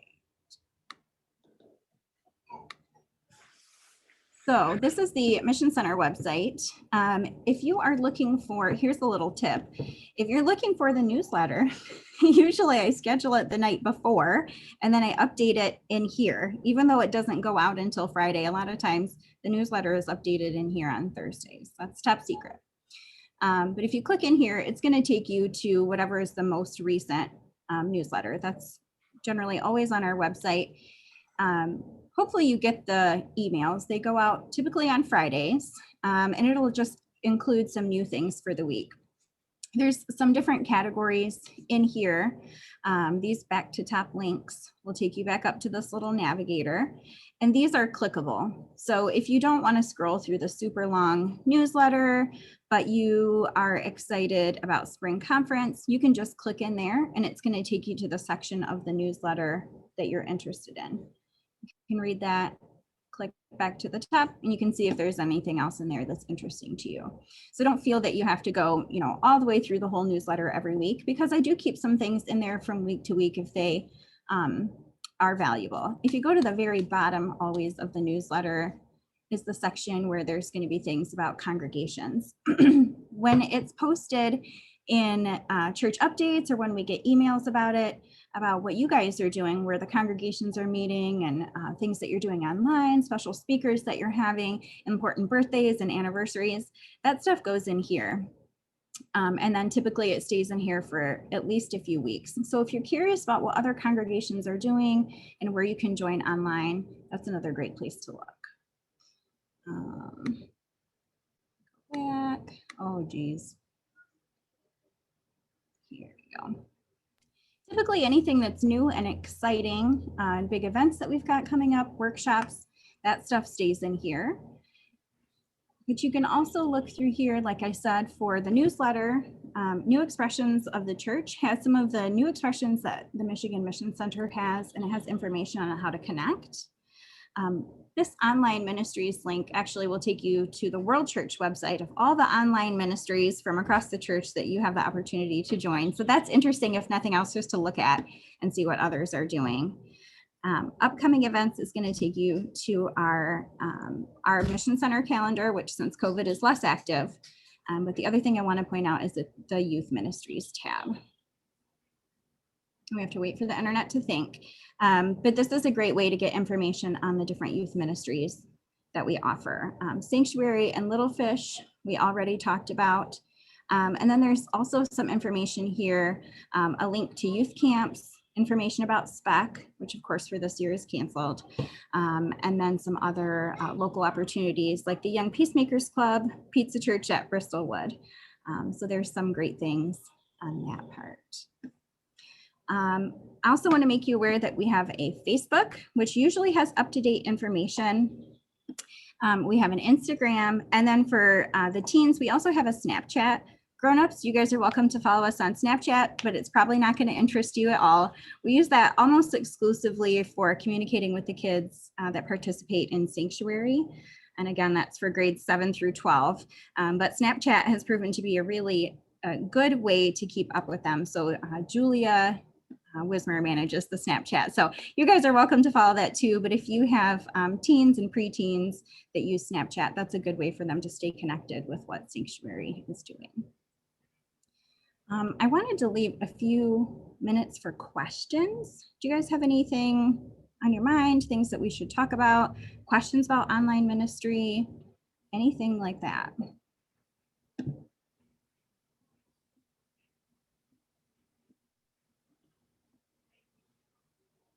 Linda, this is Laretha. You mentioned an online presider for the Zoom people. Mm-hmm. Talk a little bit about that, would you please? Sure. Yeah. So an idea with, if you decided to do something hybrid and you were combining online and in person into, if you're going to do a single 1-hour service, often what happens is that the online people will feel sort of like observers instead of participants.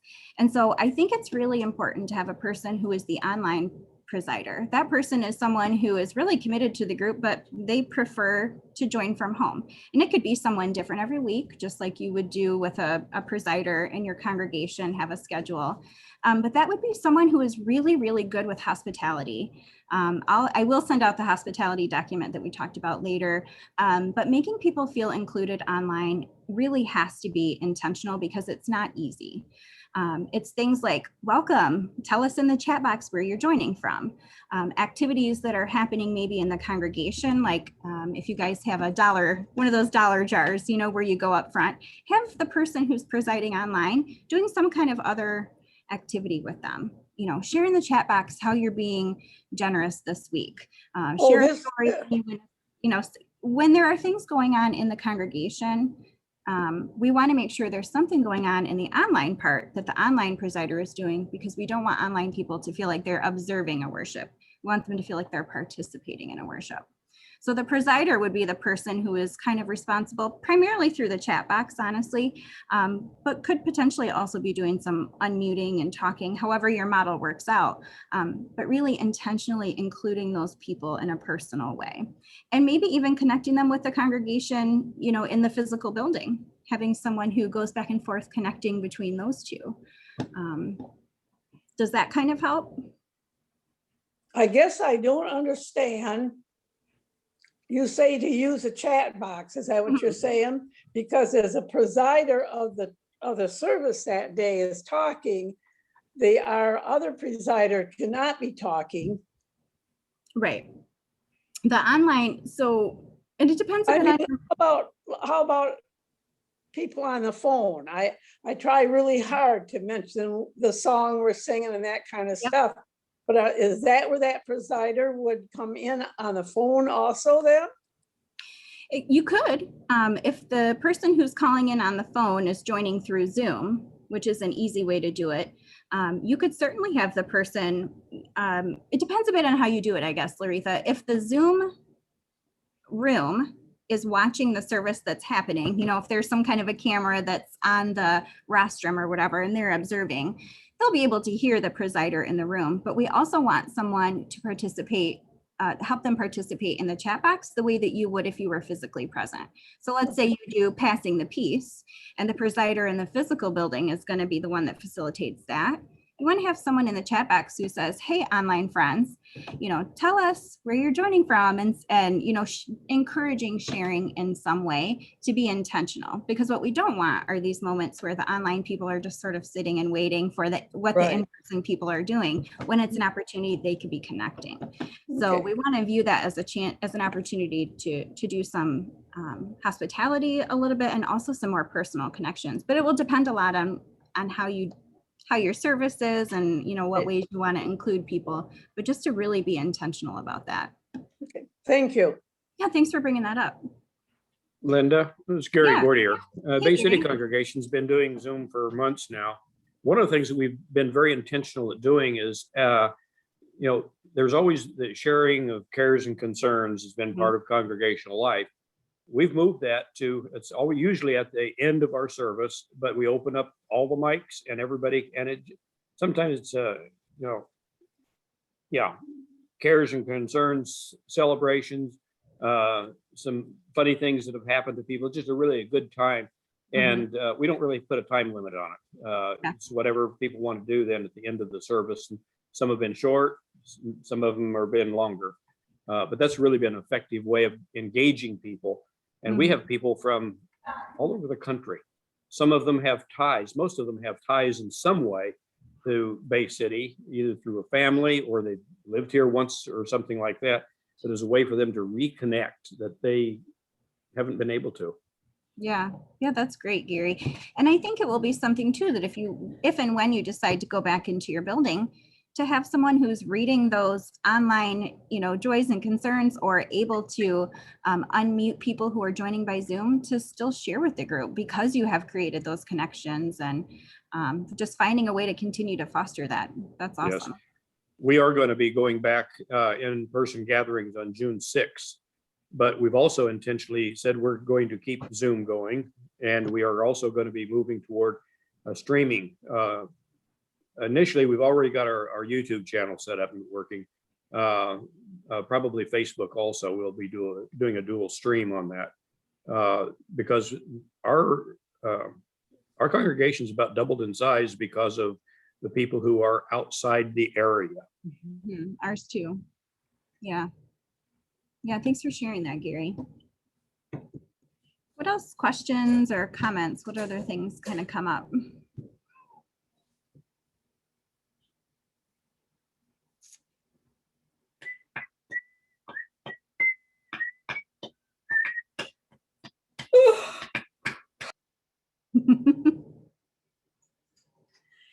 Any other comments or questions?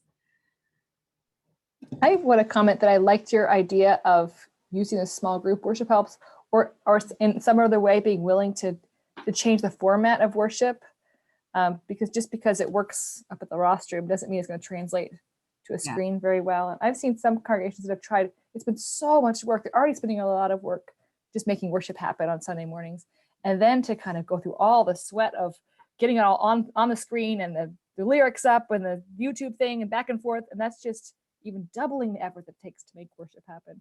But maybe adjusting the format of the worship, what's included, might be helpful to take a load off and make it feel more comfortable, like you say, more comfortable and inclusive for the people who are watching. I think that's really a good insight. So I just want to say thanks. Yeah, thanks, Erica. One of And the I just wanted to share a tidbit on copyrights. As congregations think about going back in person and online, it will be a slightly different situation. So often your musicians are accustomed to playing any piece they might want to when they're in the building, and that's fine in person. But if we're streaming that or recording it, you are going to have to make sure everything that you're streaming is covered under a license, or you stop the recording or sound for that portion. And as was shared, don't be afraid to get the license or reach out to the copyright holder for that. Most of the time, anything your musicians want to share or art or books can be, you can get permission for that. It's just something we're going to have to think about. We can do a lot in our buildings in person, but once we stream it from there, we've got to have that permission to do it. Yeah, thanks for that, Dan. And I've heard from several people that when they've reached out to publishers and license owners, they're like, yeah, absolutely use it. I know that people have gotten a lot of really good feedback, but thanks for adding that, Dan. Hey, Larissa. So Linda, is verbal permission all you need, or do you need a letter stating that you can use that song or what, the reading or whatever? Do you have an opinion on that, Dan? I think most people have gotten pretty casual permission, like an email, but. Okay. Yeah, I would say probably some kind of writing. So email would be fine, or written, but if you call a publisher and they tell you verbally, you wouldn't really have a record of that. So there is a really good resource the World Church has. It's a spreadsheet, it has all of our hymns, and it shows whether they're licensed with one license and or CCLI. And that's an excellent resource. You can download it. You can have it for yourself to use. But you look at that, and many of them that we don't have a license to, they have an email address of who to contact about using that. yeah, thanks, Gary. And on that point, if you don't want to go through the work of getting a license or contacting people, we do have resources that are available that are in the public domain or owned by Community of Christ. And that spreadsheet Gary mentioned covers everything from the hymnal that you could look down that list. And if it's in the public domain or it's owned by Community of Christ, you're free to use that without anything else. And videos we've shared from the church's website or leading missional leaders, anything that Community of Christ owns and puts out, you're welcome to share that as well. So there are, it's limiting, but there are a lot of things you can use without any work. One of the things that's worked really well for our group is the Witness the Word sermons on demand. That has worked really well for us because they're so widely available, and because there's not that many of us, like maybe 10 or 12 of us that join online, and sermon prep is a lot of work. So we use that as our sermon, and instead of doing all that, we use our time together to discuss the sermon that we witnessed. We watch it ahead of time before we get together. We have some discussion questions, and we share our thoughts and our feelings and our ideas about what we shared together in the sermon. So there's lots and lots of awesome resources online. I think we probably have time for like one more question or comment. Maybe we've answered every question under the sun about online ministry. If you have questions, or if there's things that I can help with, you can always, email me or call me. It's just Linda@SeaofChristMI. I can also get you the Percept reports.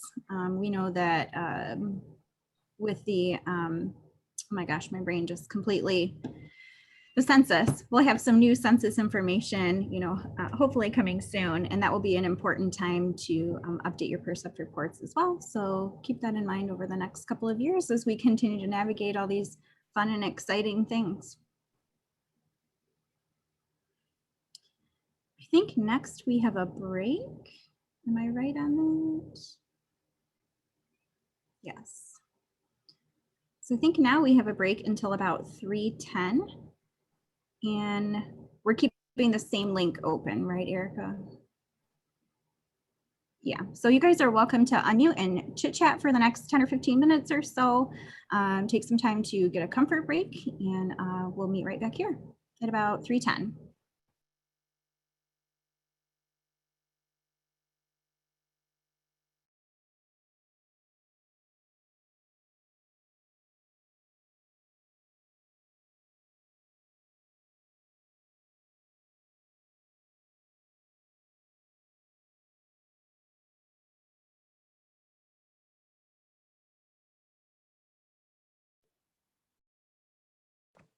Hey, Sandy, unmute yourself, please.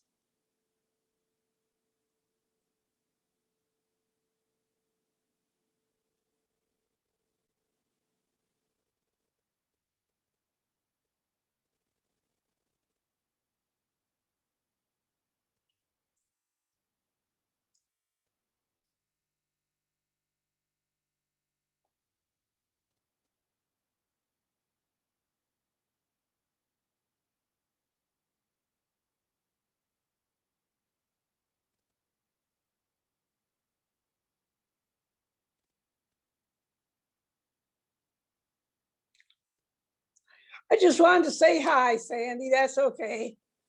I want to thank you for your letter. I really enjoy it. So we'll be talking.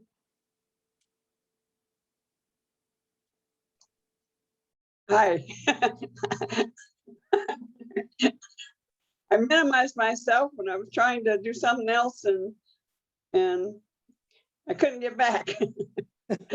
Hi, Aretha. Hi, just wondering how you and the family are doing. We're doing well. Thank Good. you. Good. And joining with the other congregations is working well with you?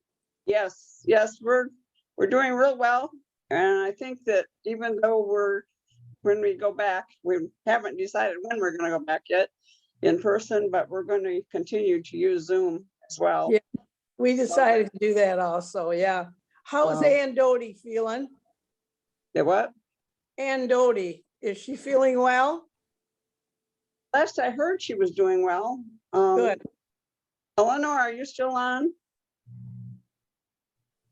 Eleanor spent some time with her, so. Laretha, she was with us last Monday. Okay. Ann was. Right, I was just wondering how she was feeling, that's all. Yeah, she looked tired, you know, like she'd been through surgery, but she was with us. And Ellie is staying with her for a few days, so. Okay, thank you, ladies. Talk to you later.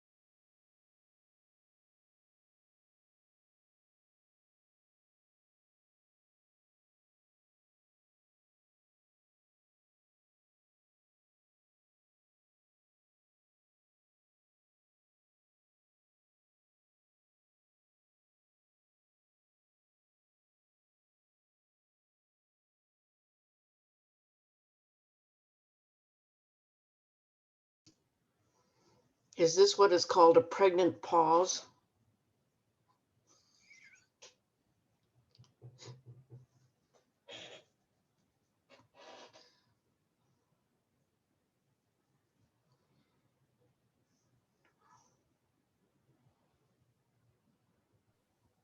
Cynthia, you got to unmute. Oh, Deb Bruce on there too. Hi, Deb. Hey. Cynthia, you can rename your name so it's you and not Dan.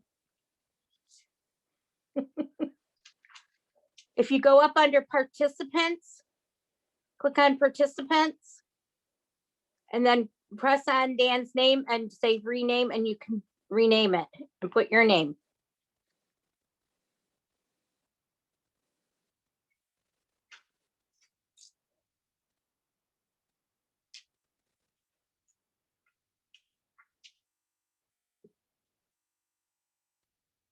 Hello, everybody. Good to see everybody.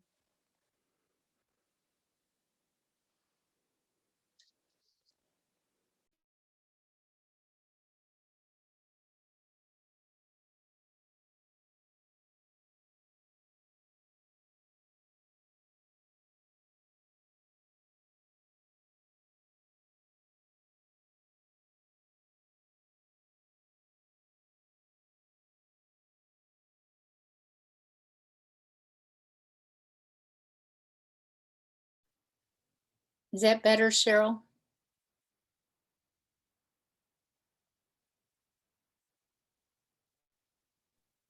Much. Now you're you.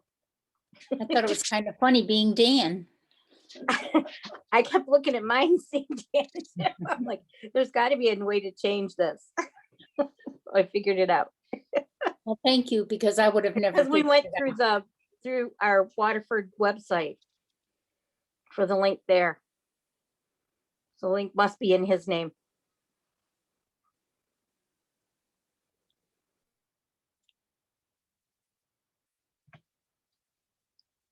I wonder if he knows all the things that we heard this afternoon from Linda.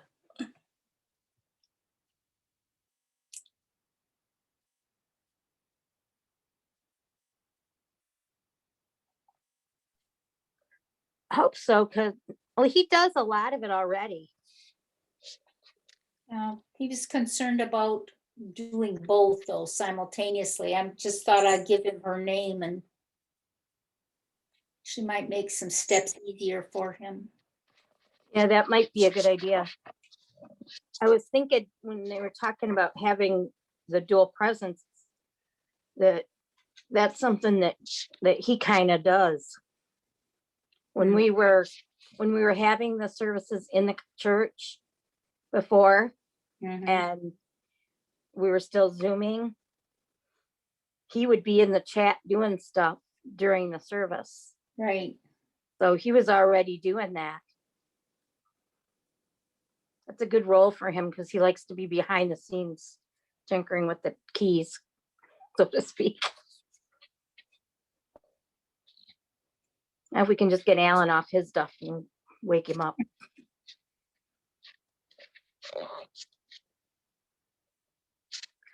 Is that Gray? Are you talking to me? No, my brother Alan. Oh, okay, just checking. No, wrong Alan. Sorry. That's Niles, Cheryl. Isn't it? Oh, that's Niles. I just saw the top of the head. Hi, my darling Niles. Hi, Niles. It's not the Alan that your dad baptized. Say hi. Hi. Hi, Niles. Hey, Niles, what you jumping up and down for? Part kangaroo. No, kangaroo. I know, you're not else. Yes. There you go. Thank you, Dipper. You're welcome. We want a tile. You want a who? No, we want. Careful, careful.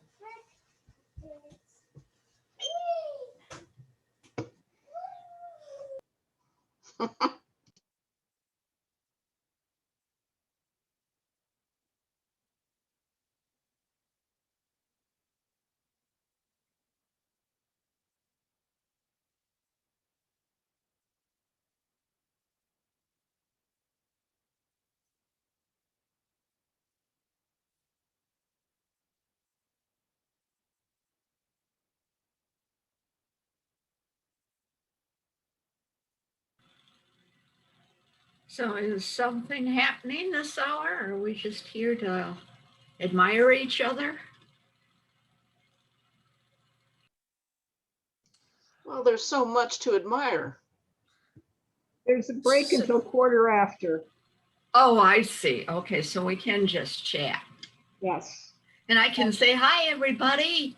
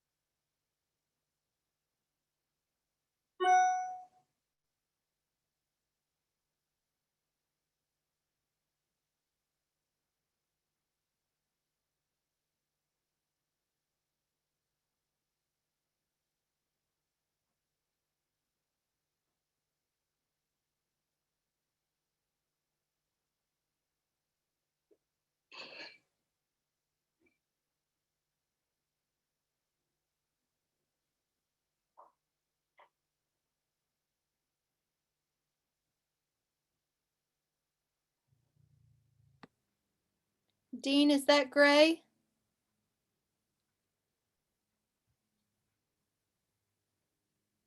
Yes, Hi, Gray.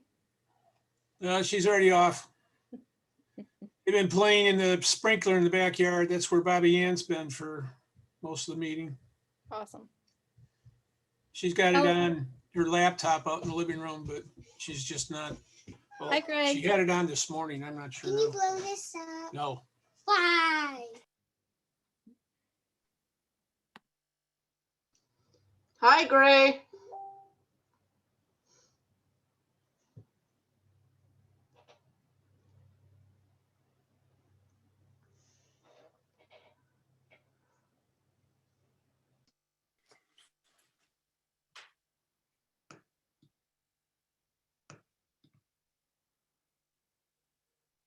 Hi, Miss Deborah. How are you?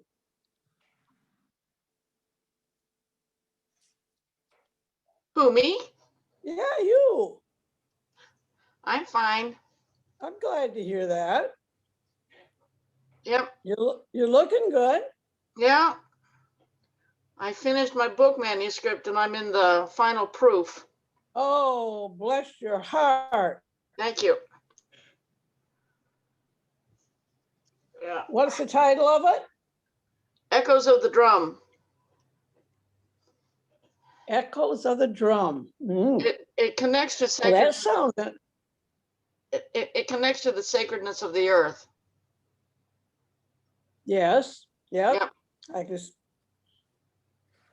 Yep. I could relate to that.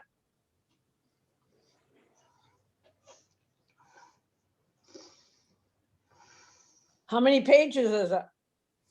It's about 278. Okay. Yeah, so it's an historical fiction novel. Well, let us know when it gets published.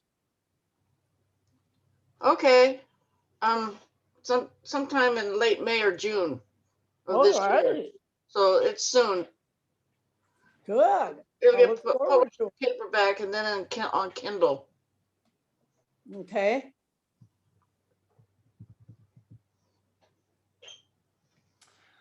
Well, good luck with all the rest that you have to do. The rest of it isn't easy either. No, but it's got to be precise. Right. Well, knowing you, it just has to be precise because I know you, but yes, you're right, it does. All right, I see it's 3:15, so we're gonna get started here. I'll give just a couple seconds for people to kind of settle in. And I'll guide us through our next portion. So what I'll be covering is some resources for developing as a disciple. And I'm going to share my screen here.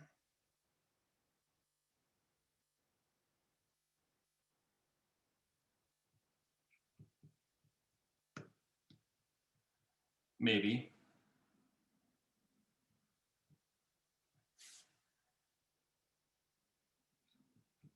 Just a second.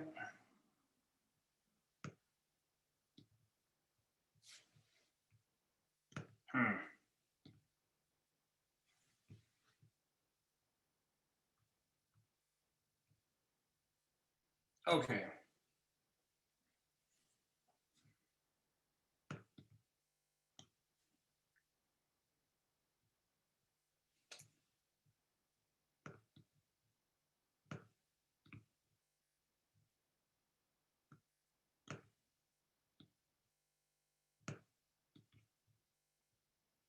Can everybody see that? Actually, I'm going to set it to a different screen and then we'll see what happens here.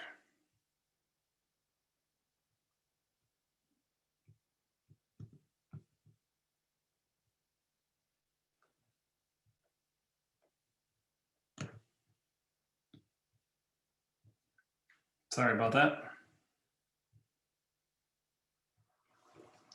All right, I'm just going to leave it on here. It'll be a little clunky, but hopefully everybody can see that. Good enough? Okay. So a lot of the resources, well, some of the resources we covered that I'll be covering today, we've already talked about a little bit already in our sessions this morning. So a little bit will be circling back, which is probably a good thing. So you kind of hearing a lot of these resources being recommended by both Lock Mackay and World Church Leadership, from the Mission Center Presidency, from different different parts of that. And then I'm just highlighting a few more. So in keeping with our focus for the conference, what we wanted to do is highlight some resources that will help us achieve what we're trying to work towards. And so what does the future look like for us? What is our next steps?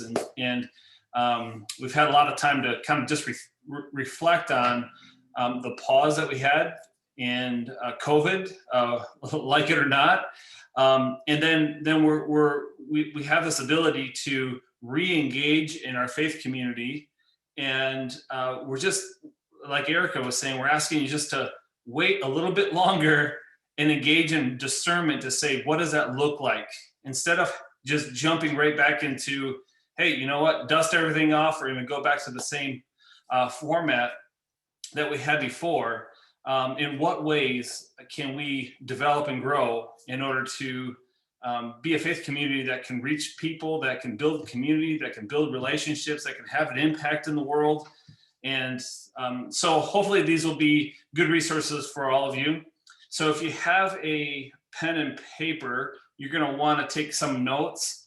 I saved this whole presentation as a PDF, and so I'm going to try to at the end of this, I'll put it into the chats. So hopefully, or in the load it up into Zoom. So hopefully you'll be able to download it and have that resource anyway. But so please grab some paper and pen if you see anything that is intriguing or think you would like to focus on. So the first resource is Erica, and I think Linda also mentioned this resource as well. So one way to provide space in your congregation for members to grow closer together, get to know each other deeper, and have just deeper relationships is for them to communicate and to discuss things that are important, and to have various views, and to have a safe space to do that. The other thing that can be important is just not burning out people who are like, oh, here is your handful of people that are going to do, for the most part, you know, the presiding, the preaching, the setting things up, and going through that process. And we're finding in a lot of congregation that's really burning people out. So what's a good way to engage in congregational life that doesn't just get rid of sermons or scripture or singing or spiritual practices? And this is a really good resource, the one on your screen. So small group worship resource. So I think a lot of you, or most of you, will be familiar with the World Church resources for worship guidelines and worship suggestions. And so if you go onto the homepage, go into the search bar for worship helps, or at the bottom of the screen on the homepage at the World Church coc.org, you'll find this resource. And then when you go into the calendar, you find the date, you get to the worship, at the top of the screen, there's a tab for small group worship suggestions. So what I'm advocating for a lot of congregations, I think it would be really great if you just tried this approach instead of using the other form of worship that most of us are familiar with. I think one of the benefits of that, or some of the benefits of that, is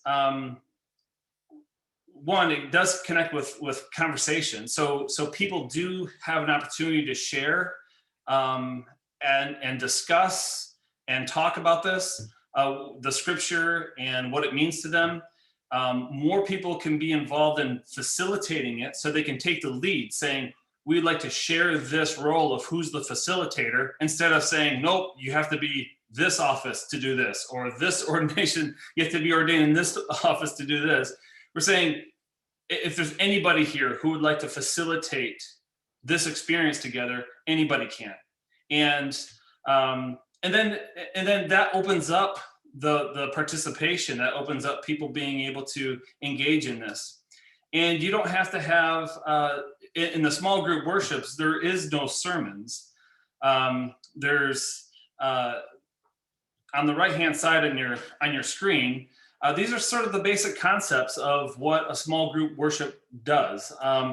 So there's a gathering and a welcome. There's a spiritual practice of some kind. So it can be dwelling in the word. It can be a whole host of spiritual practices, prayer for peace, prayer of the people, spiritual practices that you know of that you'd like to incorporate. But there's an aspect of slowing down and inviting and being connected with God's Spirit. And then sort of, you can think about this, in replacement of a traditional sermon, you would have somebody sharing the scripture, and they call this sharing in the round. So you'd have the scripture, and then in each of these small group suggestions, there is just a couple paragraphs, typically it's pretty condensed. It's a couple paragraphs explaining a little bit of the context, a little bit of the history, a little bit of connection with Community of Christ theology and approach, and then it leads into questions. So the person facilitating can say, they could have somebody read the scripture, or they could read it themselves. They could just read the one or two short paragraphs that give some explanation about the scripture.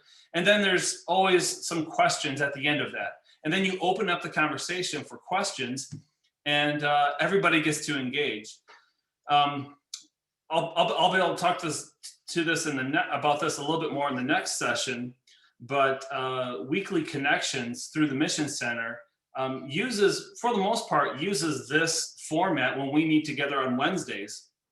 And I've got to tell you, more times than not, I will leave that group with things to think about and reflect on, and some meaning that I couldn't have come up with on my own, or not one person could have come up with on their own. The beautiful thing about this is it engages everybody to participate in that scripture. It opens up everybody to be open to the Holy Spirit in that moment. And it is oftentimes surprising what is shared by people who, like, they weren't the folks who were preparing a sermon, but I find them to be very meaningful. And I just couldn't speak highly enough of at least trying this in your congregation. So many of our congregations were set up in a way that really is for, if you think about it, in a lot of our sanctuaries, our congregations are set up really for a lot of people. There's congregations I know of in the Lansing area where, you could fit 150, 200, 300 people in the sanctuary, and there's nowhere near that.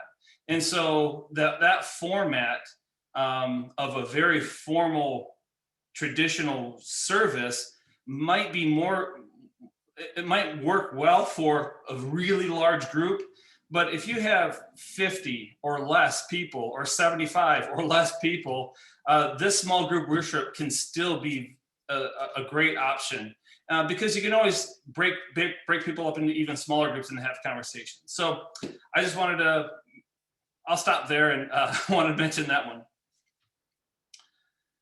So the next resource is the reunion resource for this year, so 2021. What I really am excited about for this resource is that it's focusing on, in a very heavy way, it's focusing on nonviolence and the conversation that we're being asked to have against the last World Conference. It does it in a way that is more holistic. So it's not just, oh, we're just gonna talk about nonviolence from one angle. We're gonna talk about it as how it impacts our faith and our life, how we approach it in various ways. So I put on here the table of contents, so you can just see really quick, you can read through there on your own, what the major themes are for the reunion resource this year. And I just wanted to make sure I'm explicitly linking those two things together with the conversation in the World Church, the resolution that came to World Church Conference, this past one, and to say that this is going to be something that we're going to be discussing in the future, as far as how do we wrestle with, how do we have conversations with, how do we engage in deep conversation and understanding of what nonviolence is. So this will be very helpful for, and I believe at the beginning of this resource, that resolution that came to the World Conference is at the beginning of that as well. So you would have that to go from. So there'll be different ways that you can engage in this. I wanted to mention it now because, of course, with COVID, we're not going to have traditional reunions this year. And so the Mission Center President team is looking for ways that we can have maybe Zoom classes, and we want to make sure there's enough interest, enough people who are wanting to engage in this. But that's something that we would like to do, is have Zoom classes. So maybe it's just a few weeks, and then we just do that periodically throughout the year, you know, and people can plug in when they want to and go through the whole course together. And I could facilitate a course like that. And but again, it's something that pastors and leaders in congregations, if you wanted to take this in your congregation and say, let's just use it in our congregation, that's another really great way of engaging this in a local congregation.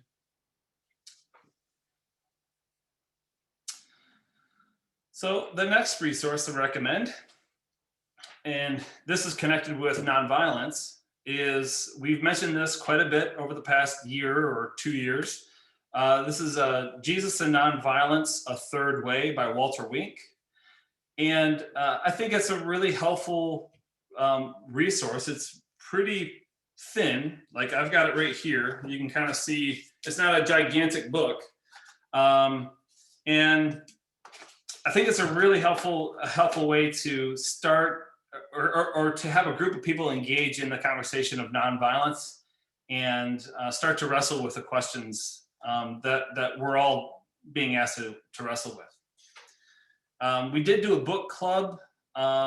This is several months ago, and that went well. And if there was enough people to be interested, we could do a book club for any of these resources. But and that's where your feedback is important to the Mission Center, to say, hey, you know, I think this is something that I'd love to do, and we can make it happen. So this is definitely a book I would recommend. And let me also say that all of these resources are not only something that I would recommend, but there's something that the Mission Center President team and Locke Mackay and the World Church leadership would all recommend. And so these are ones that people are reading and engaging with throughout the church. So a couple of years ago, I think it was now, there's a World Church Ministers retreat conference in Michigan, and this was one of the books that we were focusing on, Beyond Resistance: The Institutional Church Meets a Postmodern World. The link here would be, this is something that Locke Mackay was talking about in his presentation. And I think to understand in a deeper way the statistics he was talking about, the shifts in our culture that he was talking about, this is a really good resource for that. And it's also a really good resource to be thinking about how we best use our resources as a denomination, and what it might look like for us to be the church into the future. And so you'll see all these links and patterns of language and things like that, from being a church to being a, being a denomination to being a movement. What does it look like for us to be a movement of people? What does it mean to be connected, to be relevant with people from a postmodern framework that they're coming from? What does that even mean? All those things. This would be a great, if you have questions about that, or if you're like, man, I'd like to understand that a little bit better, this would be a great book to read and engage with.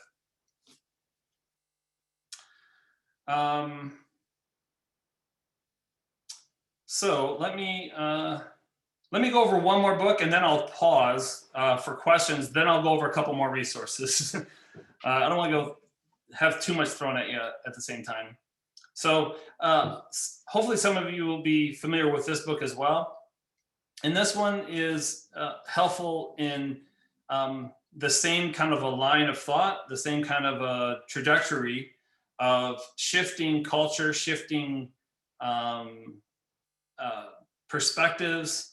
What does it look like for the future of the church? And so you every once in a while, Lachlan Mackay talked about the church 1.0, 2.0, 3.0. You could also say it as, the very early parts of the church growing all the way through the Catholic Church. And then there's a huge, gigantic change in Christianity during the Reformation with Martin Luther, and then Protestantism. And we're part of that family tree. And that was a gigantic shift that happened that we live from and live in. And there's a lot of thinking and a lot of people who are thinking that we're in another major shift. And what does that look like, and what does that mean?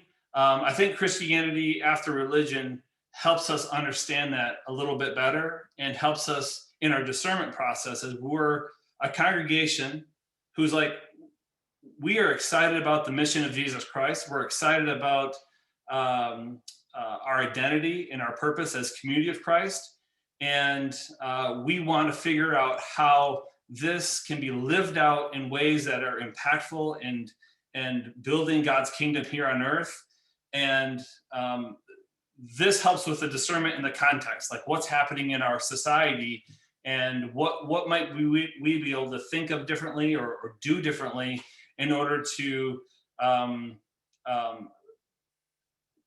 make the message, our mission, Christ's mission, make that relevant, make that real in the world. So check that one out. Just a second. Okay, so let me pause there, and I'll see if there's any questions before I go to the next. I got a couple more resources, but I'll see if there's any questions.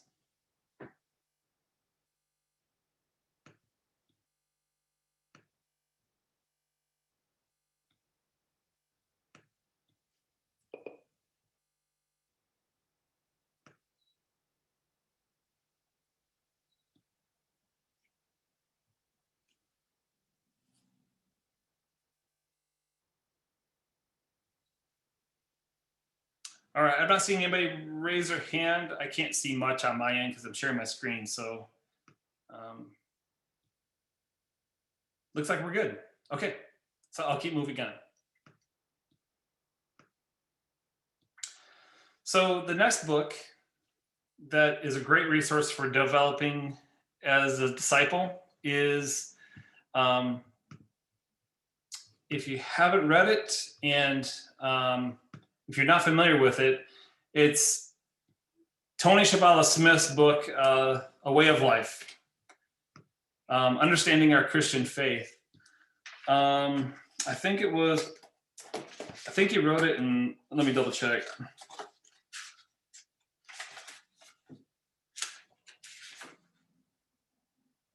Yeah, it's published in 2019, so it's fairly new. One way of thinking about this book is, and again, it's a condensed book, you know, but it's not a gigantic mountain of a book. So it's definitely something we could all engage in.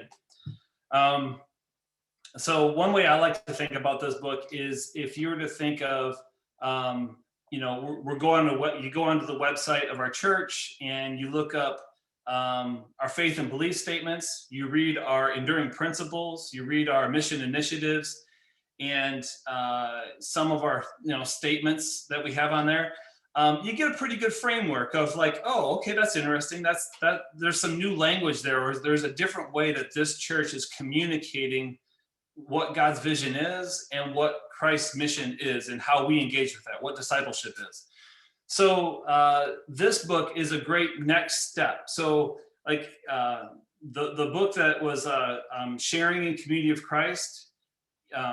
So if hopefully a lot of you know what resource that is. So if you go from Sharing in Community of Christ, and all that stuff is on the website, and then you go to A Way of Life. The Way of Life is just a deeper dive, is one way to see it, a deeper dive into our identity, mission, and message. So it is just, it's broadening and deepening all those statements that we have as a faith community. And it's helping us think critically about our faith. And it offers a lot more depth. And then you can go from here and you can go even deeper in your study in theology, and there's ways to go about that. So one quote I wanted to lift out from that book is here. And I think this just says an awful lot. And so I'll read it. So theology is disciplined reflection on the contents and meaning of the Christian faith. Disciplined reflection means the art of thinking deeply and methodically. Theology, in other words, is one way to do what Jesus told us to do: love God with our minds. In this sense, theology is not optional for the church. It is true that our relationship with God depends on humble trust and openness, not on having a degree or on approved list of the right answers. But it is equally true that there is no virtue in thoughtless faith. The challenges the church faces calls us to bend all our gifts and energies, including our best thinking, to the task of expressing our faith in creative, life-giving ways. And just after that, he has a statement about there is a lot of Christian faith movements and people that don't engage in deep thinking. And so I think this is important for us, just to be able to have deeper conversations with people and to be able to recognize the different, very different, sometimes opposing worldviews or understandings that other Christians would have. And, we might not be familiar with how to respond to that. This sort of a book would help you be able to see, oh, somebody else is coming from a very different perspective. They might be using the same words, but they have very different meanings. And it'll help you understand, oh, this is where Community of Christ comes from, and this is why we come from where we're at. And this is, and it helps have dialogue and conversations with a much wider group of people, and to be comfortable with what we believe, and for you to be thinking and reflecting about your own beliefs and faith. So highly recommend that book as well. And then we'll have two more resources. So this one is the podcast Project Zion, the Restoration Caffeinated. There's a website, so if you don't have a smartphone and you don't have the ability to get apps on your phone, the website has all the content there. So you can see the website there. You can go on there. You can listen to everything they have. I was looking at it. I've been listening to them quite regularly this past couple months, and they have quite a few of them. They come out regularly. I mean, there's like a couple a week, it seems. So there's a lot of stuff there. Its original audience, or it's one of its primary audience is people who are LDS seekers, and they're looking and engaging with the church. And this is one way they can listen and learn and engage with the church and see, maybe if this is something that they would like to try or learn more about or engage with in a deeper way. So three things, there's a few things that I put on here that were most recent ones that I've seen. If you go on there, you'll see them within probably the last month or two. So the one I just finished listening to was from, it was Brittany Megelson. You see it on there. So she works for the church full time. She is an ordained minister in Community of Christ. She grew up as in the LDS tradition, and later on as an adult, she made the very difficult and hard struggle journey to leave that faith community, and she found a home in Community of Christ. So listening to her perspective, a couple things stand out to me about her story alone. And these are just examples because there's just lots and lots and lots of these stories in this podcast. But one thing that stood out to me about her story was just someone who engaged or came into our faith community and sees Community of Christ from a different perspective than I might see it, because I grew up in it. It's like the water I breathe, or the air I breathe, and like a fish, that's the water you swim in. It's like, so it was really fascinating to hear somebody engage, discuss, and explain what Community of Christ means to them, and the joy and the hope and the excitement they have about Community of Christ, about who we are, about what our message is, about all of that. She went through Community of Christ Seminary and has her master's degree in religion through our seminary. And she was that podcast just struck me as something that it was just beautiful to listen to. And she has a very careful and clear and gentle way of being able to talk about people who are struggling with faith and where they're at in their transition, and also an encouragement to people who are Community of Christ to be excited about the message, because it's so needed in the world. And she sees it as something that is just beautiful, and we need to learn how to embrace it and share it, because the world is ready for that. So I thought that was a beautiful podcast to listen to. Some other ones that were really interesting lately, Matt Frizzell had a podcast talking about conflict. Andrew Bolton was talking about there's a couple guests on there talking about reframing and repurposing the Book of Mormon.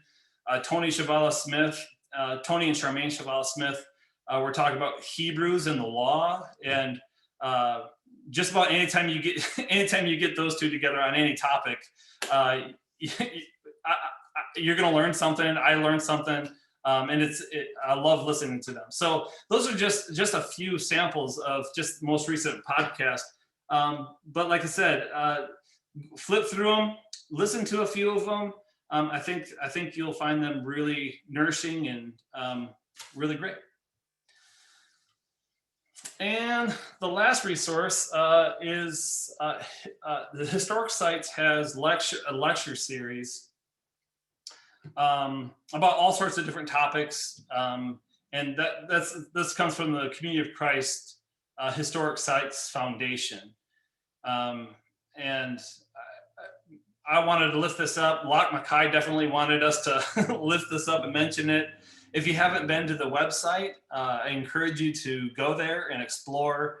But it's great to preserve our history, to reflect on our history, and to learn about our past, but also how that shapes our future. And so we don't lose that connection. So those are all the resources I have to mention. So let me stop sharing my screen.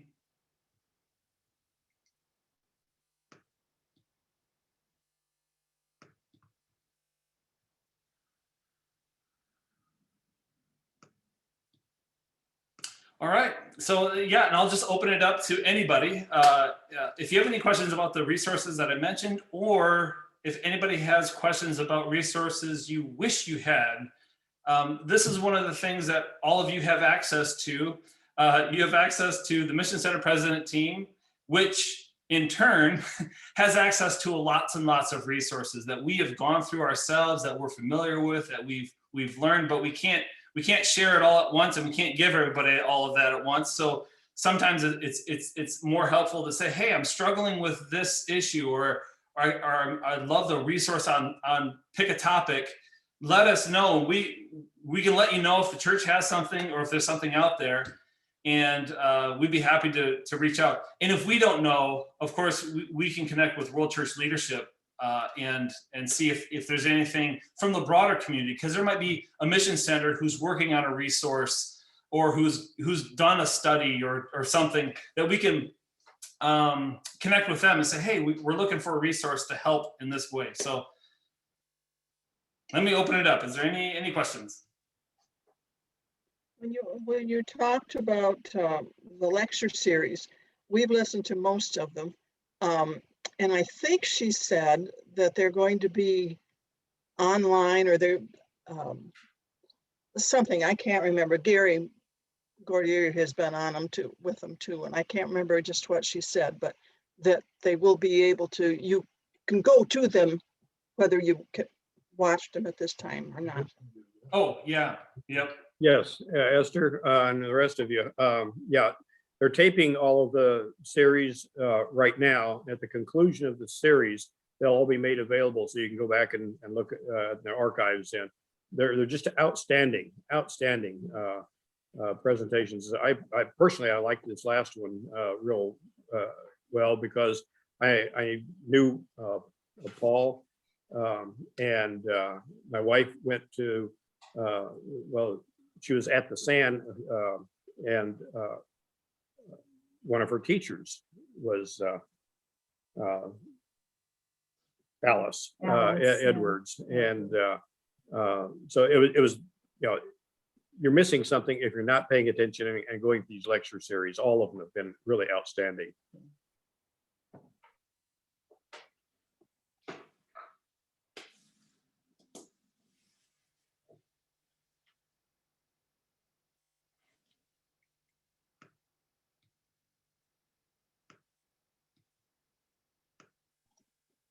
Dale says I should mention that we really enjoyed Paul Edwards doing this, and I wanted to ask him a question, because his wife is my first cousin, and so she's related to the Dexter family, and I think she's, well, I won't say that, but anyway, and I had him at Graceland, and I think I babysat for them, and we've been there to his home a few times. So anyway, he was very special.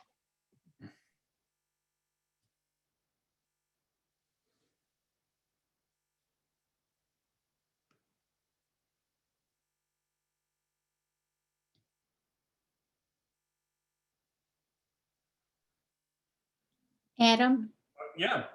has anyone followed along? I know Toronto has been doing a lecture series for a long time. I wondered if anyone in the group has taken part in their offerings. Oh, yeah, that's a good question. I have This done is some, Gary. they're very good. Yeah, we've been to some of them, and they're all been excellent that we've gone to. I think it's every Tuesday evening. they've been having those just about every Tuesday. Mhm.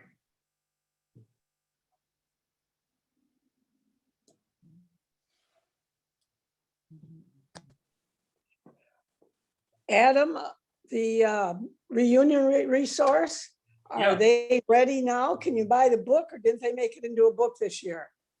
They are. I'm not sure if they made it into a book, but it is available online on the website. So once you look it up, you can download it as a PDF. Okay, thank you. You're welcome.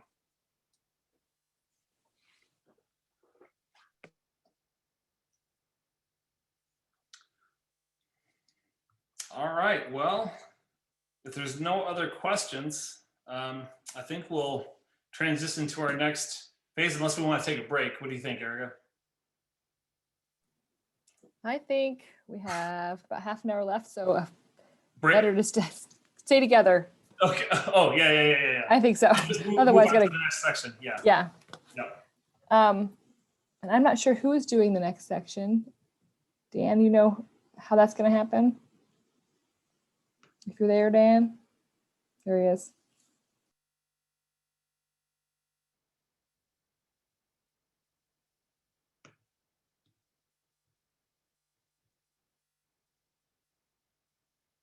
You're still muted, Dan. We are going to share now about one of the online weekly Mission Center ministries that's being led now by Karen Smith from Ludington. Karen, you're with us there. Yes, I am. All right, thank you. You want to tell us more about God Without Borders on Mondays? Sure. I'm pretty excited about it. Lord, where will your spirit lead today? Help me be fully awake and ready to respond. Grant me the courage to risk something new and become a blessing of your love and peace. I've been praying this simple prayer every day and sometimes several times a day since its introduction. And it's astounding the differences it has made. I've been able to attend congregations all over Michigan and Canada too, and that's been a dream, but I can't travel. I don't have the resources to go to these places. Now I can. And I'm giddy about it. I can't even begin to tell you about all the doors that have opened since closing our church doors in Ludington. You see, sometimes God pushes us little birdies from our comfortable nest so we can learn to fly with Jesus. Exploring some of those newly opened doors, I discovered a little Monday afternoon get-together called God Without Borders. I tried it, and it was fun. It brightened my day. It boosted my spirits, so I kept attending. And before I knew it, I was being asked to take it over as host. Courage to risk something new.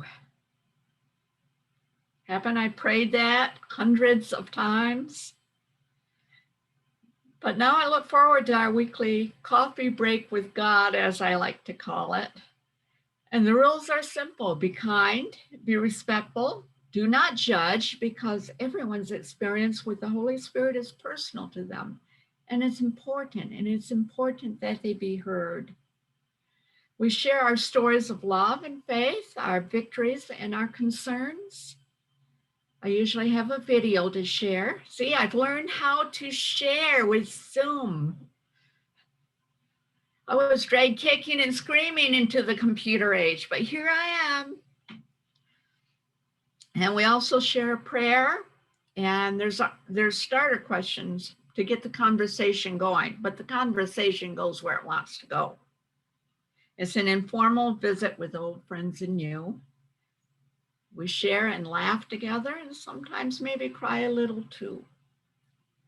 We meet on Mondays at 1, though not this Monday due to an unavoidable appointment, but I promise to make it up to you on the following Sunday, May 31st. And I have a neat little video to share. It's 6 minutes long, but it's an Oscar winner. Are you curious? See you on the 31st. Let me know if you are interested. I'll add you to our invitations list so you can get the Zoom invite. Lord, where will your spirit lead us today? And I see that we have several of our God Without Borders people here today now. So I wonder if any of them would like to say something about it. I know, Laretha, you always have something to say.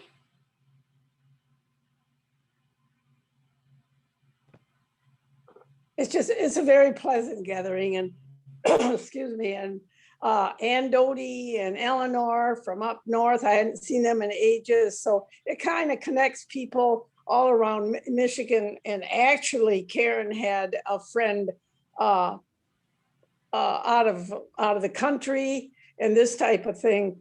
But it's yeah, it's a neat way just to share for an hour, and we learn some new things, and we're able to put people on our prayer list, and we're able to enjoy the blessings of the Spirit after we do that. And thanks, Karen, for taking over. You're doing a great job. Well, thank you, Laretha. A little positive feedback is helpful now and then. Who else wants to talk about it? I know there's other members out there. Oh, come on, don't be shy.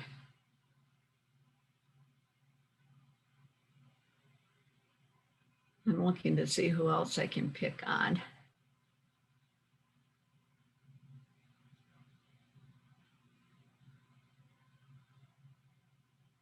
Well, I will say it's a great time and I look forward to it. And I hope that some of you might surprise us and join us. Just email me, or if you're on Facebook, you can message me. I'm sure my email's still in the directory, isn't it, Dan? It probably is still under Ludington on the one that's posted. Yes, we haven't updated yet for this year. Okay. So I'm here for you. I guess that's all I have, unless you got questions. Thank you, Karen. I appreciate you sharing and taking the lead on that ministry, keeping that going. I think next we're going to talk about the Wednesday night online ministry. Adam or Erica? Sure. You've heard a little bit about this already this weekend. So we wanted to give you one more kind of overview of what happens on Wednesday nights. Not long after we went into all these lockdowns, we knew we wanted to offer some sort of ministry online through the Mission Center. And especially this is before congregations really started launching their own weekly ministries.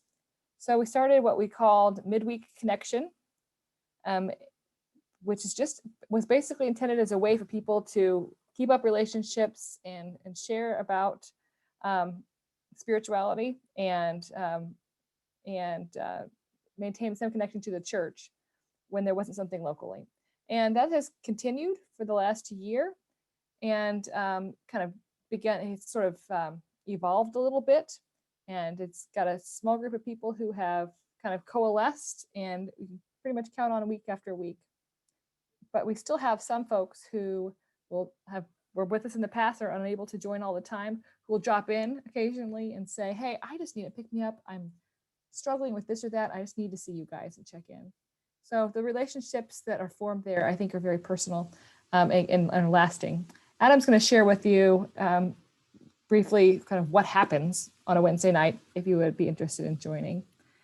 And then I'll share from you some words from Nancy Nofsinger, who is one of our regular participants. Adam? Yeah, so I shared a little bit about that, but essentially one of us, Erica actually, is taking the lead on making sure that there's a schedule. So we ask everybody who would be interested in facilitating the small group meeting. And so we already talked a little bit about what that looks like. And so there's a diverse group that says, yeah, we'll be the facilitator. So it's several weeks before one of us has to do it again, which is really nice because For everybody else, you can just show up and attend and participate, and you don't feel like, oh, I have to have all this stuff prepared. And then when you do have to prepare for facilitating that night, it's only once every few weeks, or maybe even once a month. That you're the one who's making sure everything goes together. But even when you do that, the small groups helps, for the most part, has been the guide that we use. And of course, there's times when people will move away from that, or they get creative and they'll add different elements. And so it's not something to say, oh, we have to have this structure always, but it does provide a great starting point. And more often than not, that structure is there for this group. Yeah, I already shared a little bit about people being honest and relationships opening up, and I really think that what people receive from that is just so much different than a one-way communication from somebody giving a sermon, and there's no way for them to respond, or no way to hear other people and how the Spirit's moving them, and what questions or insight or things they're wrestling with. You just, in traditional church, you don't get to hear that. You just, it's one directional, and that's pretty much it. So there's incredible depth that happens with that. I think there's honesty and challenge that happens with that, but it's something I look forward to. And I think, well, everybody who's been attending for a year, I think they look forward to that as well. There is somebody in particular I'm thinking about that is not a member of Community of Christ, but has been attending. And we've become friends over Zoom, and they have started to be facilitators and volunteering and say, hey, I want to share in that, because I know this is work, and I want to contribute to the group. And so they have volunteered to do that, and that's been great. There's no reason why they can't go through and help be the facilitator of something like that. So yeah, I would just reiterate that I really encourage congregations. I think so many congregations would really benefit if you were to try this for an extended period of time, this format, and you can meet in person, meet in the congregation, but try this format for a while. And of course, at first it might feel a little bit strange because it's just not something you're used to. But if you stick with it, you say, hey, you know what, maybe we get the buy-in from the congregation and say, we're going to try this for, the next quarter, 2 months, 3 months, and then we'll just reassess where are we at with that? What does this look like? What has changed, and do we want to continue with it? But I definitely encourage people to do that. And I guess lastly, the group that meets on Wednesday is an open invitation to anybody who wants to attend. So it's on the Mission Center Zoom account. We send out information about that regularly through the newsletter and the sources that the Mission Center uses for communication. So if you're curious, if you want to know what it's about, if you want to join in, feel free. Absolutely. We always welcome people who are curious and popping in, and it's always nice just to see your faces if you want somebody to talk to on a Wednesday night. I'd like to read to you just a short testimony that Nancy Knopfsinger from Ann Arbor Congregation wanted to share with you. And she wasn't able to join you. She's visiting with family this weekend. Hooray for visiting family at last. But she wanted to share these words with you, so she wrote them down. She wrote, "Good afternoon. My name is Nancy Knopfsinger, and I am a snowbird who attends the Ann Arbor congregation during the summer months and the Tavares, Florida congregation during the winter months. At least that is how our life was before COVID, since we've been long distance worshiping with Zoom.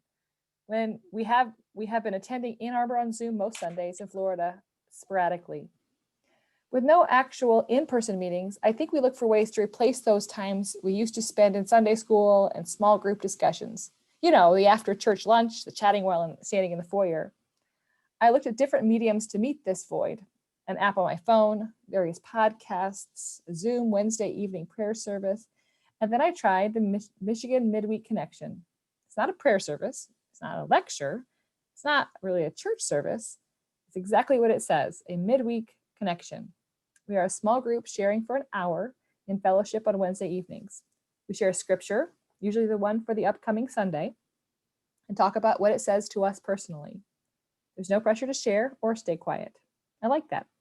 Sometimes nothing hits me as I listen to the scripture, then someone else shares an experience or thoughts, and I remember a time that I want to share. We usually end with a spiritual practice, which ranges from classic practices to listening to a poem or a piece of meditation music. This is not high church. It's not even the 7-course meal. It is fellowship, comfort food. Each time I meet on these Wednesday evenings, I'm glad that I did. I leave refreshed and comfortable.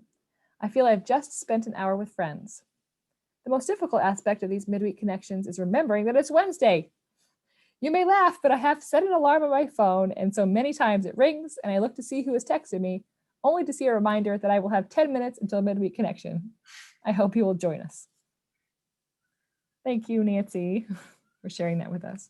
So there's a standing invitation for anyone to come pop in and take part in the fellowship. And like Adam said, all the Zoom connection information is available on the Mission Center website and in the newsletter.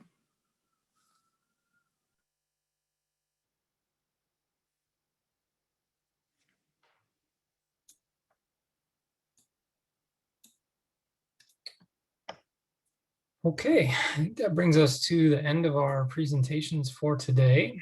We have a little time to leave space for questions and thoughts that you might have. I'm going to put in the chats a link to the Spring Conference event page on the Mission Center website. Some of you have asked for the slides from sessions so far. We do have the slides from Friday night posted, from the keynote session this morning with Apostle Mackay, and then the discernment slides and handouts from Erica are there.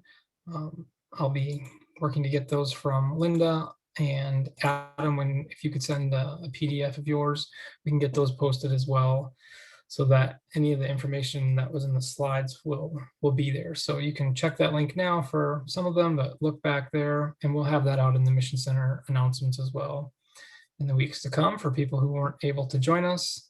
If our recordings work, then we'll get links of those posted as well. But at the very least, you should have the slide information available.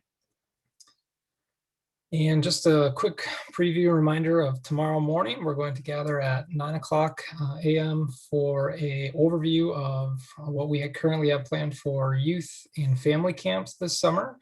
It'll be different than a typical summer, but we are looking at having gatherings. We're kind of been working behind the scenes even yet today to iron out some of those details. So Winnie Johnston will be sharing that in the morning. And then at 9:30, we will start a time of worship. Our worship will focus on our scripture for the weekend, Doctrine and Covenants 164:9, and we'll be walking through that scripture paragraph by paragraph in the worship. And we'll have a variety of people responding in a variety of ways to the different paragraphs. So we'll have reflections from Zach Harmon McLaughlin from the Community of Christ Seminary. He'll share a bit about the seminary for those of you interested. We'll hear from Winnie Johnston some about camping ministries and how they live out our mission. We'll hear from Alan Jones at the Detroit Hope Emerging Congregation.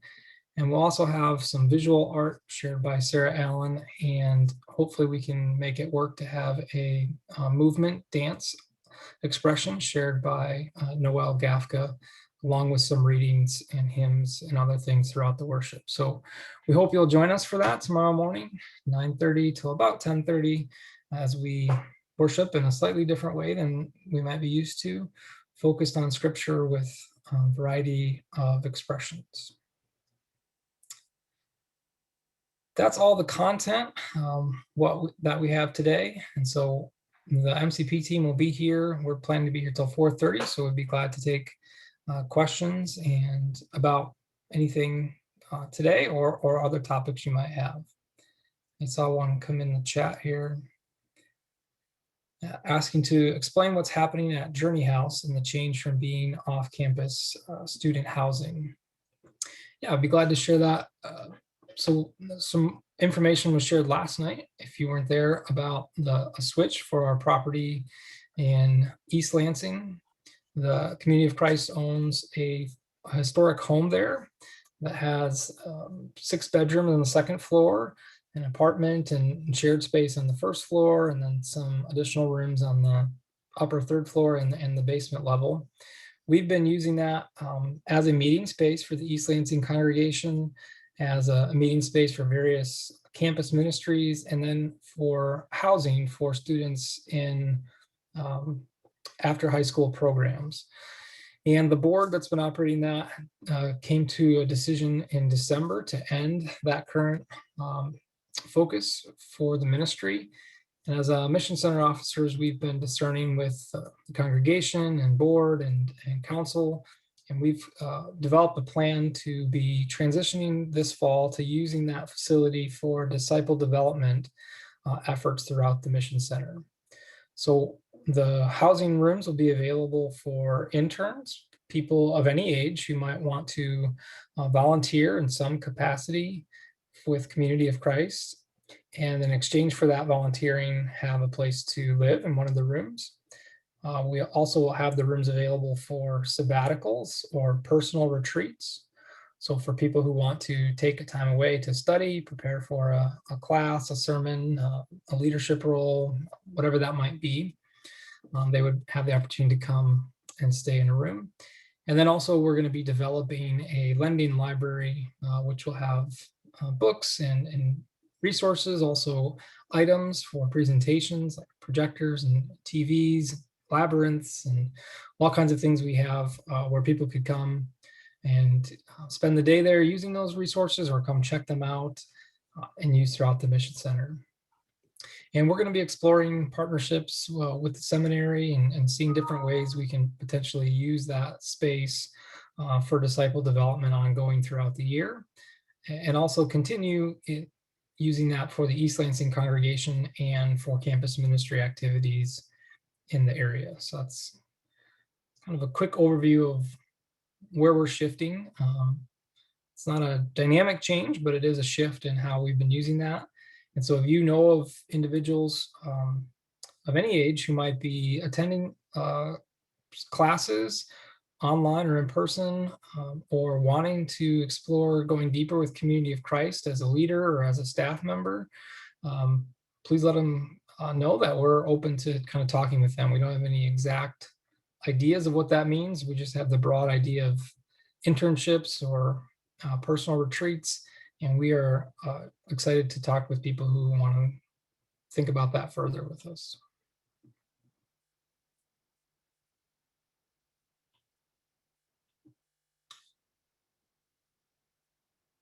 Are there other questions you have about topics we shared or things we haven't covered that you're wondering about?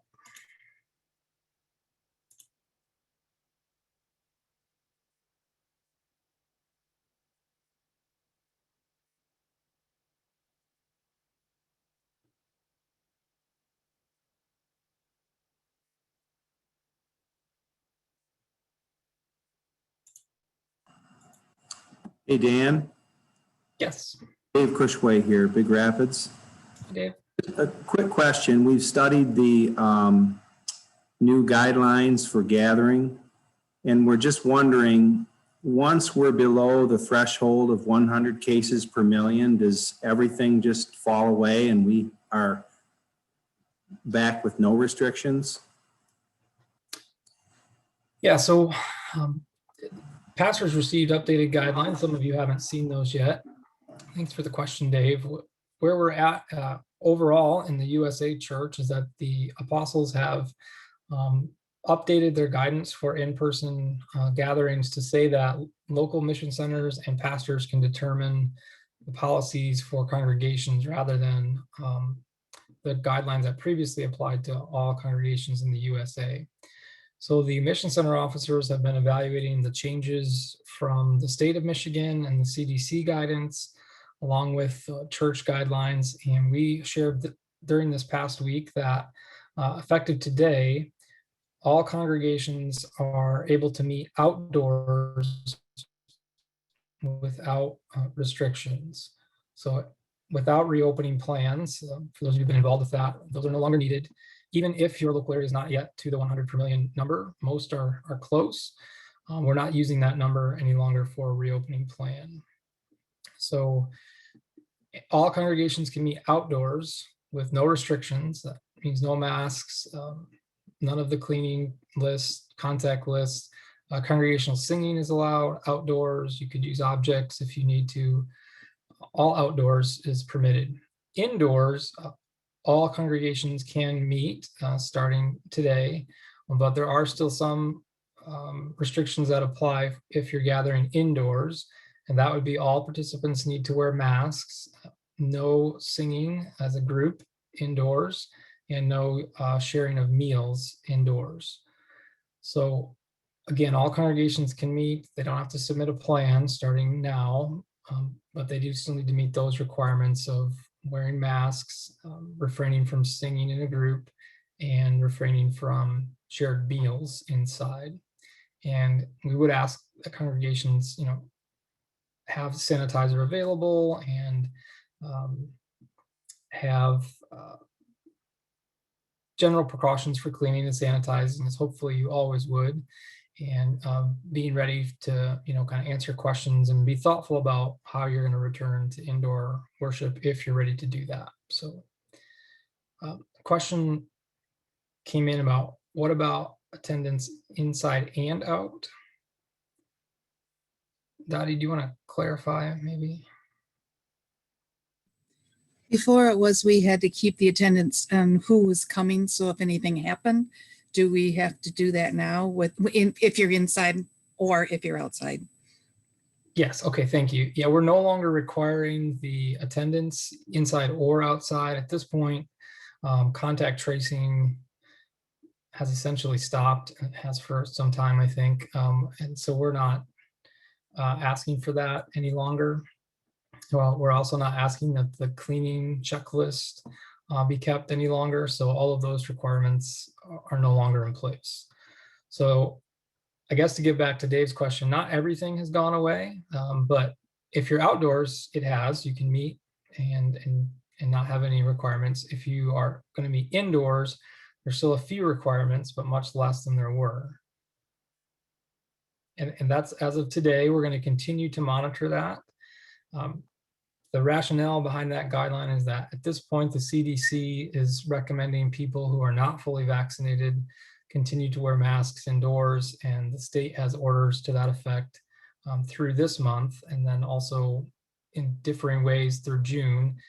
We know that's been confusing and businesses are trying to respond to that, and we felt at this point to have one policy and not have to ask about vaccination status, the most cautious approach would be to continue requiring masks and refraining from group singing and eating indoors in our congregations at this time. Hopefully within the next few weeks or month maybe, we'll see the state orders continue to change and the numbers continue to improve, and we'll be able to lift all restrictions similar to where the state's goal is on July 1st.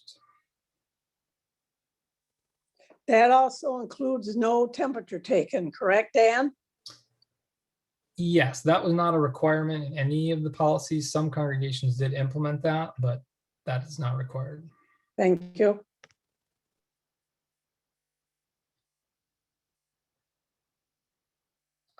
I will say that congregations are welcome to continue their current policies or even to maintain more, stringent restrictions. You will know best locally what your populations involve. If a number of youth are there who cannot be vaccinated yet, or if people with particular vulnerabilities medically are coming, locally you'll know best, what might be needed, and hopefully as a congregation you'll be able to discern those requirements that might be helpful to keep in place, or when it's right to change those, but they won't be requirements from the church any longer. They could be optional if you'd like to keep those extra precautions in place.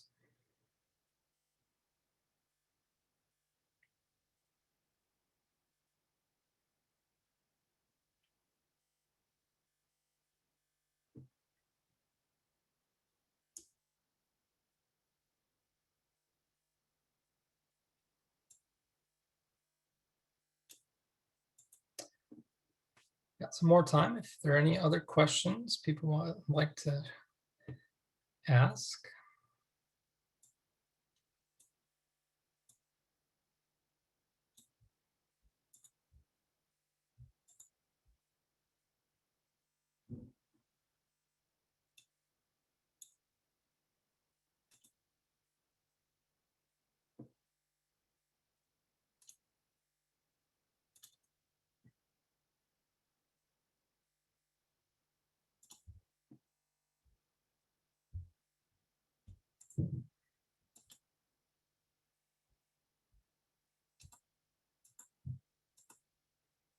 Okay, I'm trying to look through to see if anybody's trying to get in.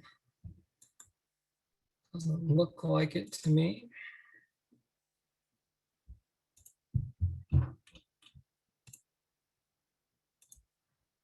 So I'm going to try to get my screen here to share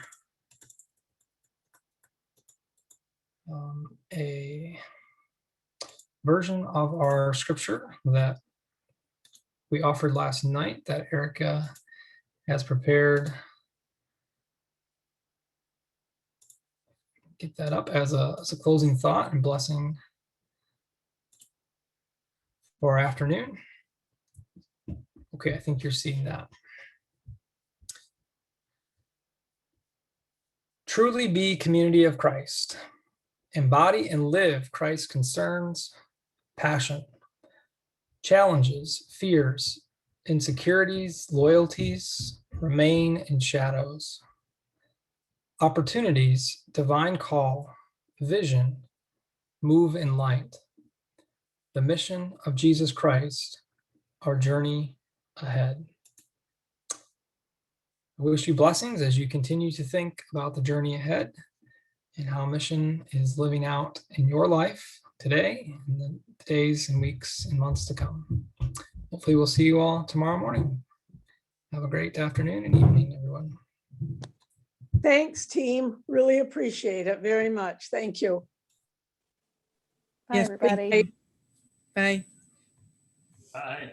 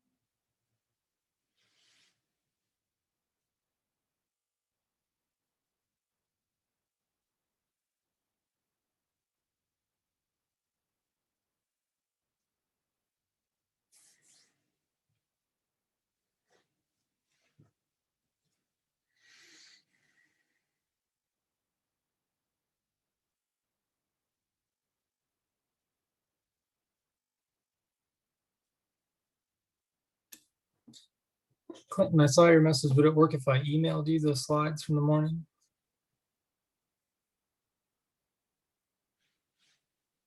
Yes, that will be fine, Dan. Okay. Appreciate it.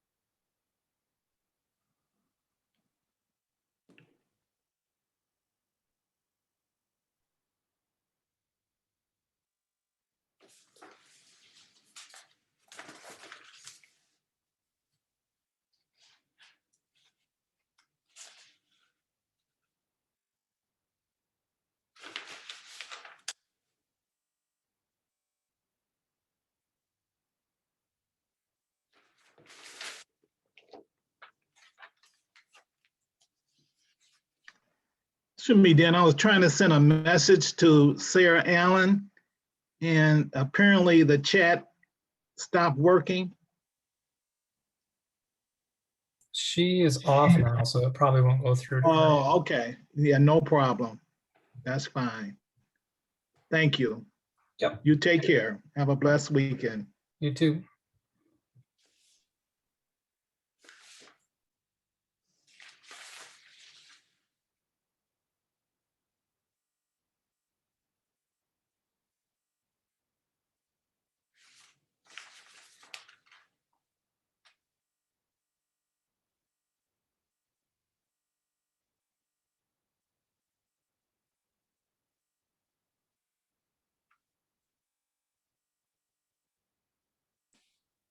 So this is how I get my whole family to go to spring conference.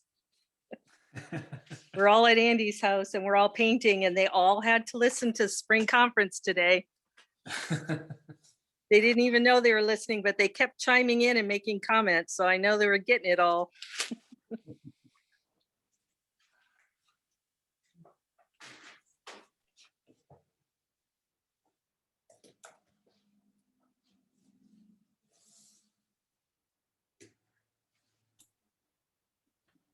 They have any good advice for us, Winnie? What kind of advice are you looking for? Yeah. How to paint? I got lots of advice on that. Have someone else do it. Andy's Yeah. advice is to have somebody else do it. Trick your parents into coming over and help you do the whole thing. Bill installed railings on their front stairs today and we've got almost a whole nother room painted. So it's looking good. It's exciting. Wow. Great.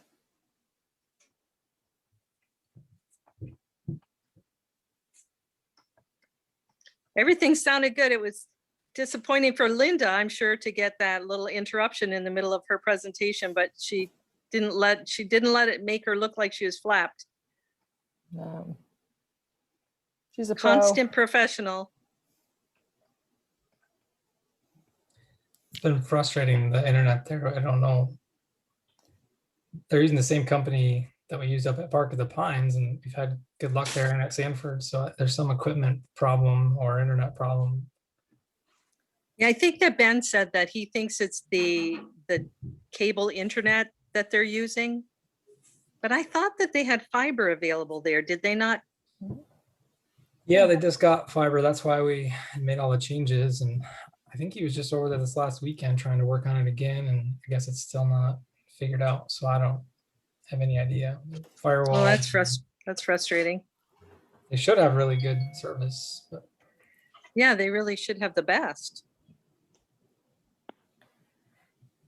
hopefully soon, whatever's in the way will get figured out. So Dan, will you come up with a slide that has the dates about camps that maybe could be on the screen while I'm talking about what we're doing this summer?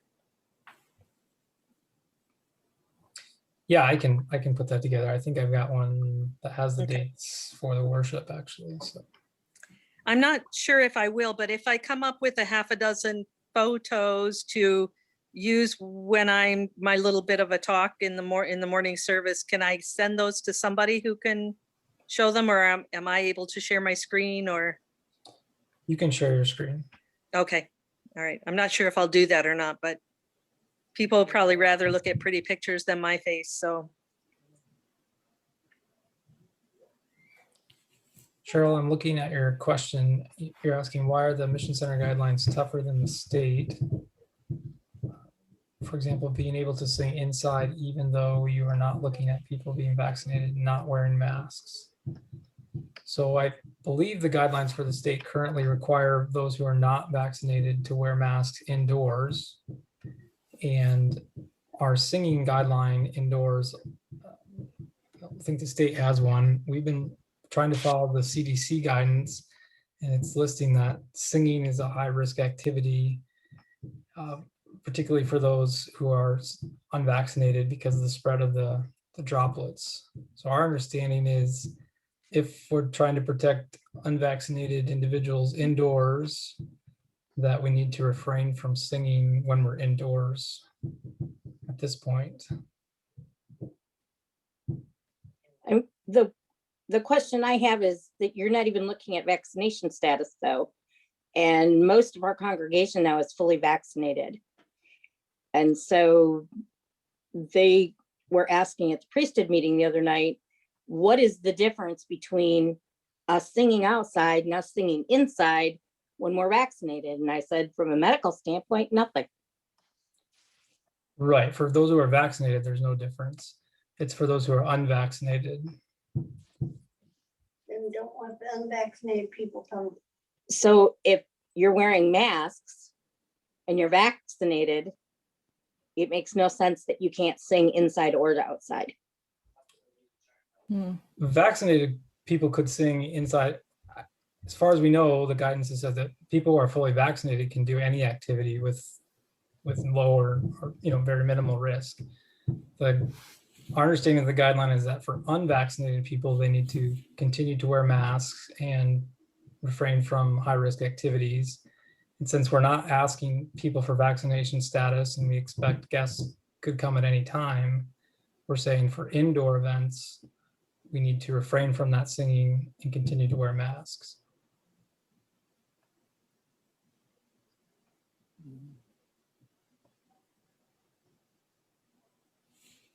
Clear as mud. Tell him that. Go ahead. He's right there. I didn't hear the question. It's clear as mud. That's my mother speaking to you. Okay. So you're not understanding that? She's still not understanding why you're not allowing people to sing, because according to everything that is coming out of the governor, everything should be getting back to normal, and you're still keeping it back a year ago.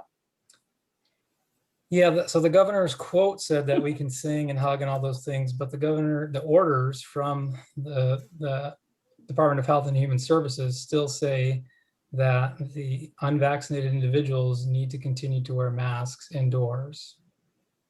And the CDC guidance still continues to say the same thing, that unvaccinated individuals have to wear masks indoors, and singing is a high-risk activity. So when we're indoors, unless we're going to ask people about their vaccination status, find out who needs to wear a mask and who doesn't, which we don't want to do, then we need to require everyone to wear it because we don't know who's unvaccinated. But I can go to the church down the street and not have to show them my vaccination card, not have to wear a mask, and be able to sing. Oh, yeah. And that's the problem. We've got people that are leaving the congregations to go to other churches because they don't agree with what you're saying. That they're saying, I want that interaction. I want to be able to sing and praise God. And so I'll go where I can do that. And we're losing people from the congregation, even off of Zoom, who aren't participating because they're going to participate where they can. Well, I know that's frustrating. We've heard that throughout the year. This is the space Community of Christ has decided to be in, and other faith communities that have been more stringent, and some that have followed no guidelines throughout the pandemic. So that variety is there. It's helpful to hear that. I have not yet heard pastors tell me that people are leaving because of singing. We lost a pastor. The mission center better wake up. We lost a pastor because of that. Well, I was never told singing was the reason you lost a pastor. Thing you can't Yeah. talk. That was why we lost our pastor. Well, I received a lot of communications from Alan, and I don't recall singing being any of his primary concerns. You are wrong. I could be. So he also felt like he wasn't listened to on that subject. And I understand Both that. at your yeah, level and above you. I do understand that feeling, although I've spoken with him personally and communicated with him, and I know that he's received emails and letters from all levels. So I don't know what else we can do to address that feeling. You can resign. Yes, he resigned. I know he resigned. And he's also not attending the congregation because of the fact that he's going elsewhere.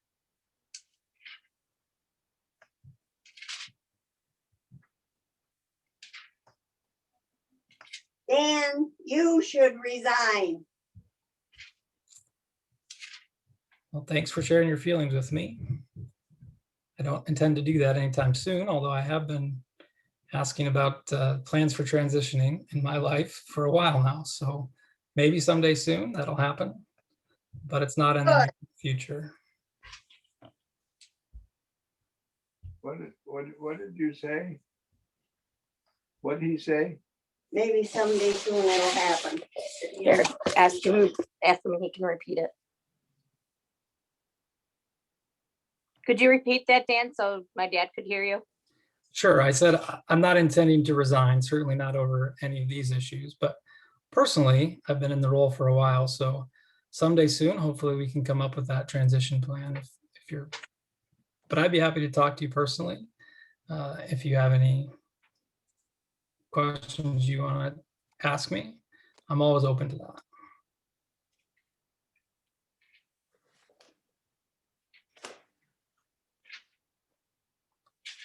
Is there anything else you want to talk about right now? Dan, now's your chance. You want to talk to him? No. There's no sense in me saying anything. Because they're not gonna listen anyway. We're all here to listen.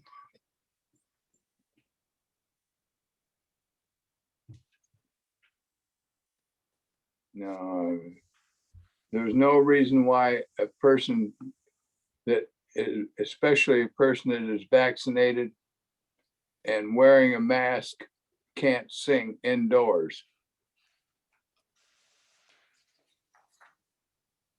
He doesn't agree.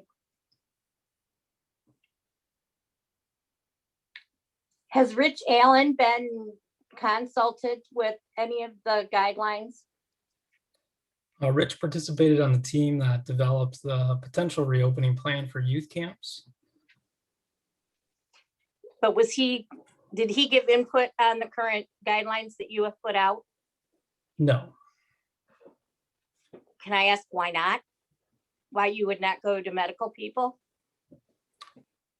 Why we would not go to medical people? Why you would not have a doctor give you their input on something like that?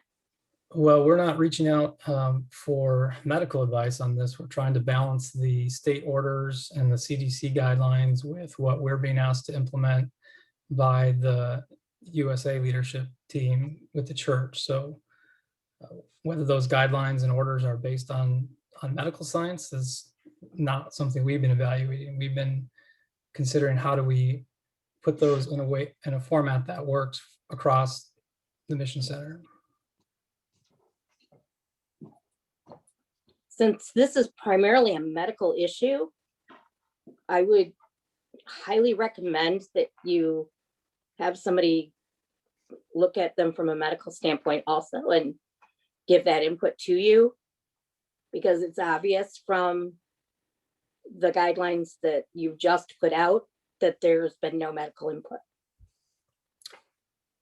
So what are you thinking the medical input would change? The fact that you're tougher than the state. You're not going with the state guidelines. I as a fully vaccinated person can walk into just about any building and not wear a mask and not worry about it. Okay? Correct. But yet going into church, you want me to wear a mask, not be able to sing, etc. Nobody should even talk. And that's above what the state is recommending. Correct So for that's you. one thing. I feel you need to at least get that input. please.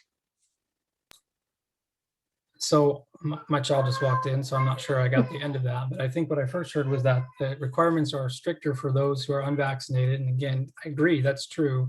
So in order for us to have a different policy for vaccinated and unvaccinated individuals, we would have to ask and find out vaccination status. And we're not asking any congregations or pastors. No, I'm to saying do you have Rich Allen available to you. He is a doctor. You should be asking his input before you send out any more guidelines. Dan, may I say Because it something? changes every day. I appreciate that feedback, Cheryl. Dan, can I interject just a quick? Sure. Once a month, I participate in an American Camping Association Zoom meeting, also with the state of Michigan state inspectors for campgrounds. So this is a meeting that has camps from all over the state, not just Community of Christ. And the conversation is about masking or not masking on this past week's meeting. And almost all of the camps are still requiring masking and only singing outdoors.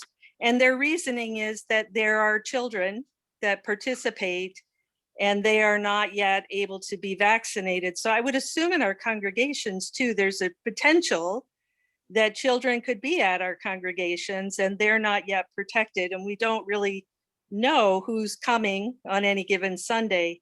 So, and also this past week, the discussion was about the state guidelines and how our camp policies might be different from the state guidelines.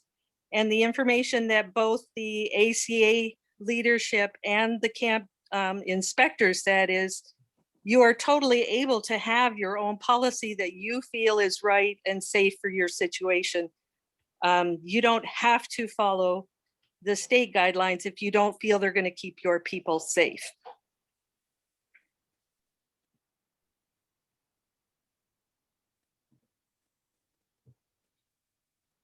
Who is she? That's Winnie Johnson. Huh? That's Winnie Johnson from Perfect Times. That's Winnie Johnson? Mm-hmm. Doesn't look like Winnie. Doesn't look like Winnie. That's because you haven't seen her in years. Hi, Winnie. I have my hair in a ponytail, that's why. What? What'd she say? She said it's because her hair's in a ponytail. Oh. Anything else for us today, Cheryl? Nope.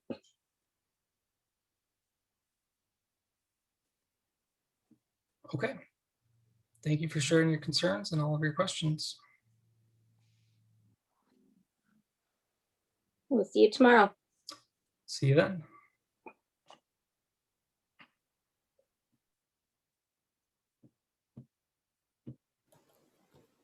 Thanks, Winnie and Dan. Isn't life fun? Dan, please don't resign. Yeah, please don't resign. Guaranteed we're not better off without you. The only thing I can say is, are we alone? I can't tell. I'm on my phone. It's not as easy to figure out. Yeah. It's just the four of us. Yeah. And, Mitzi and what's his name?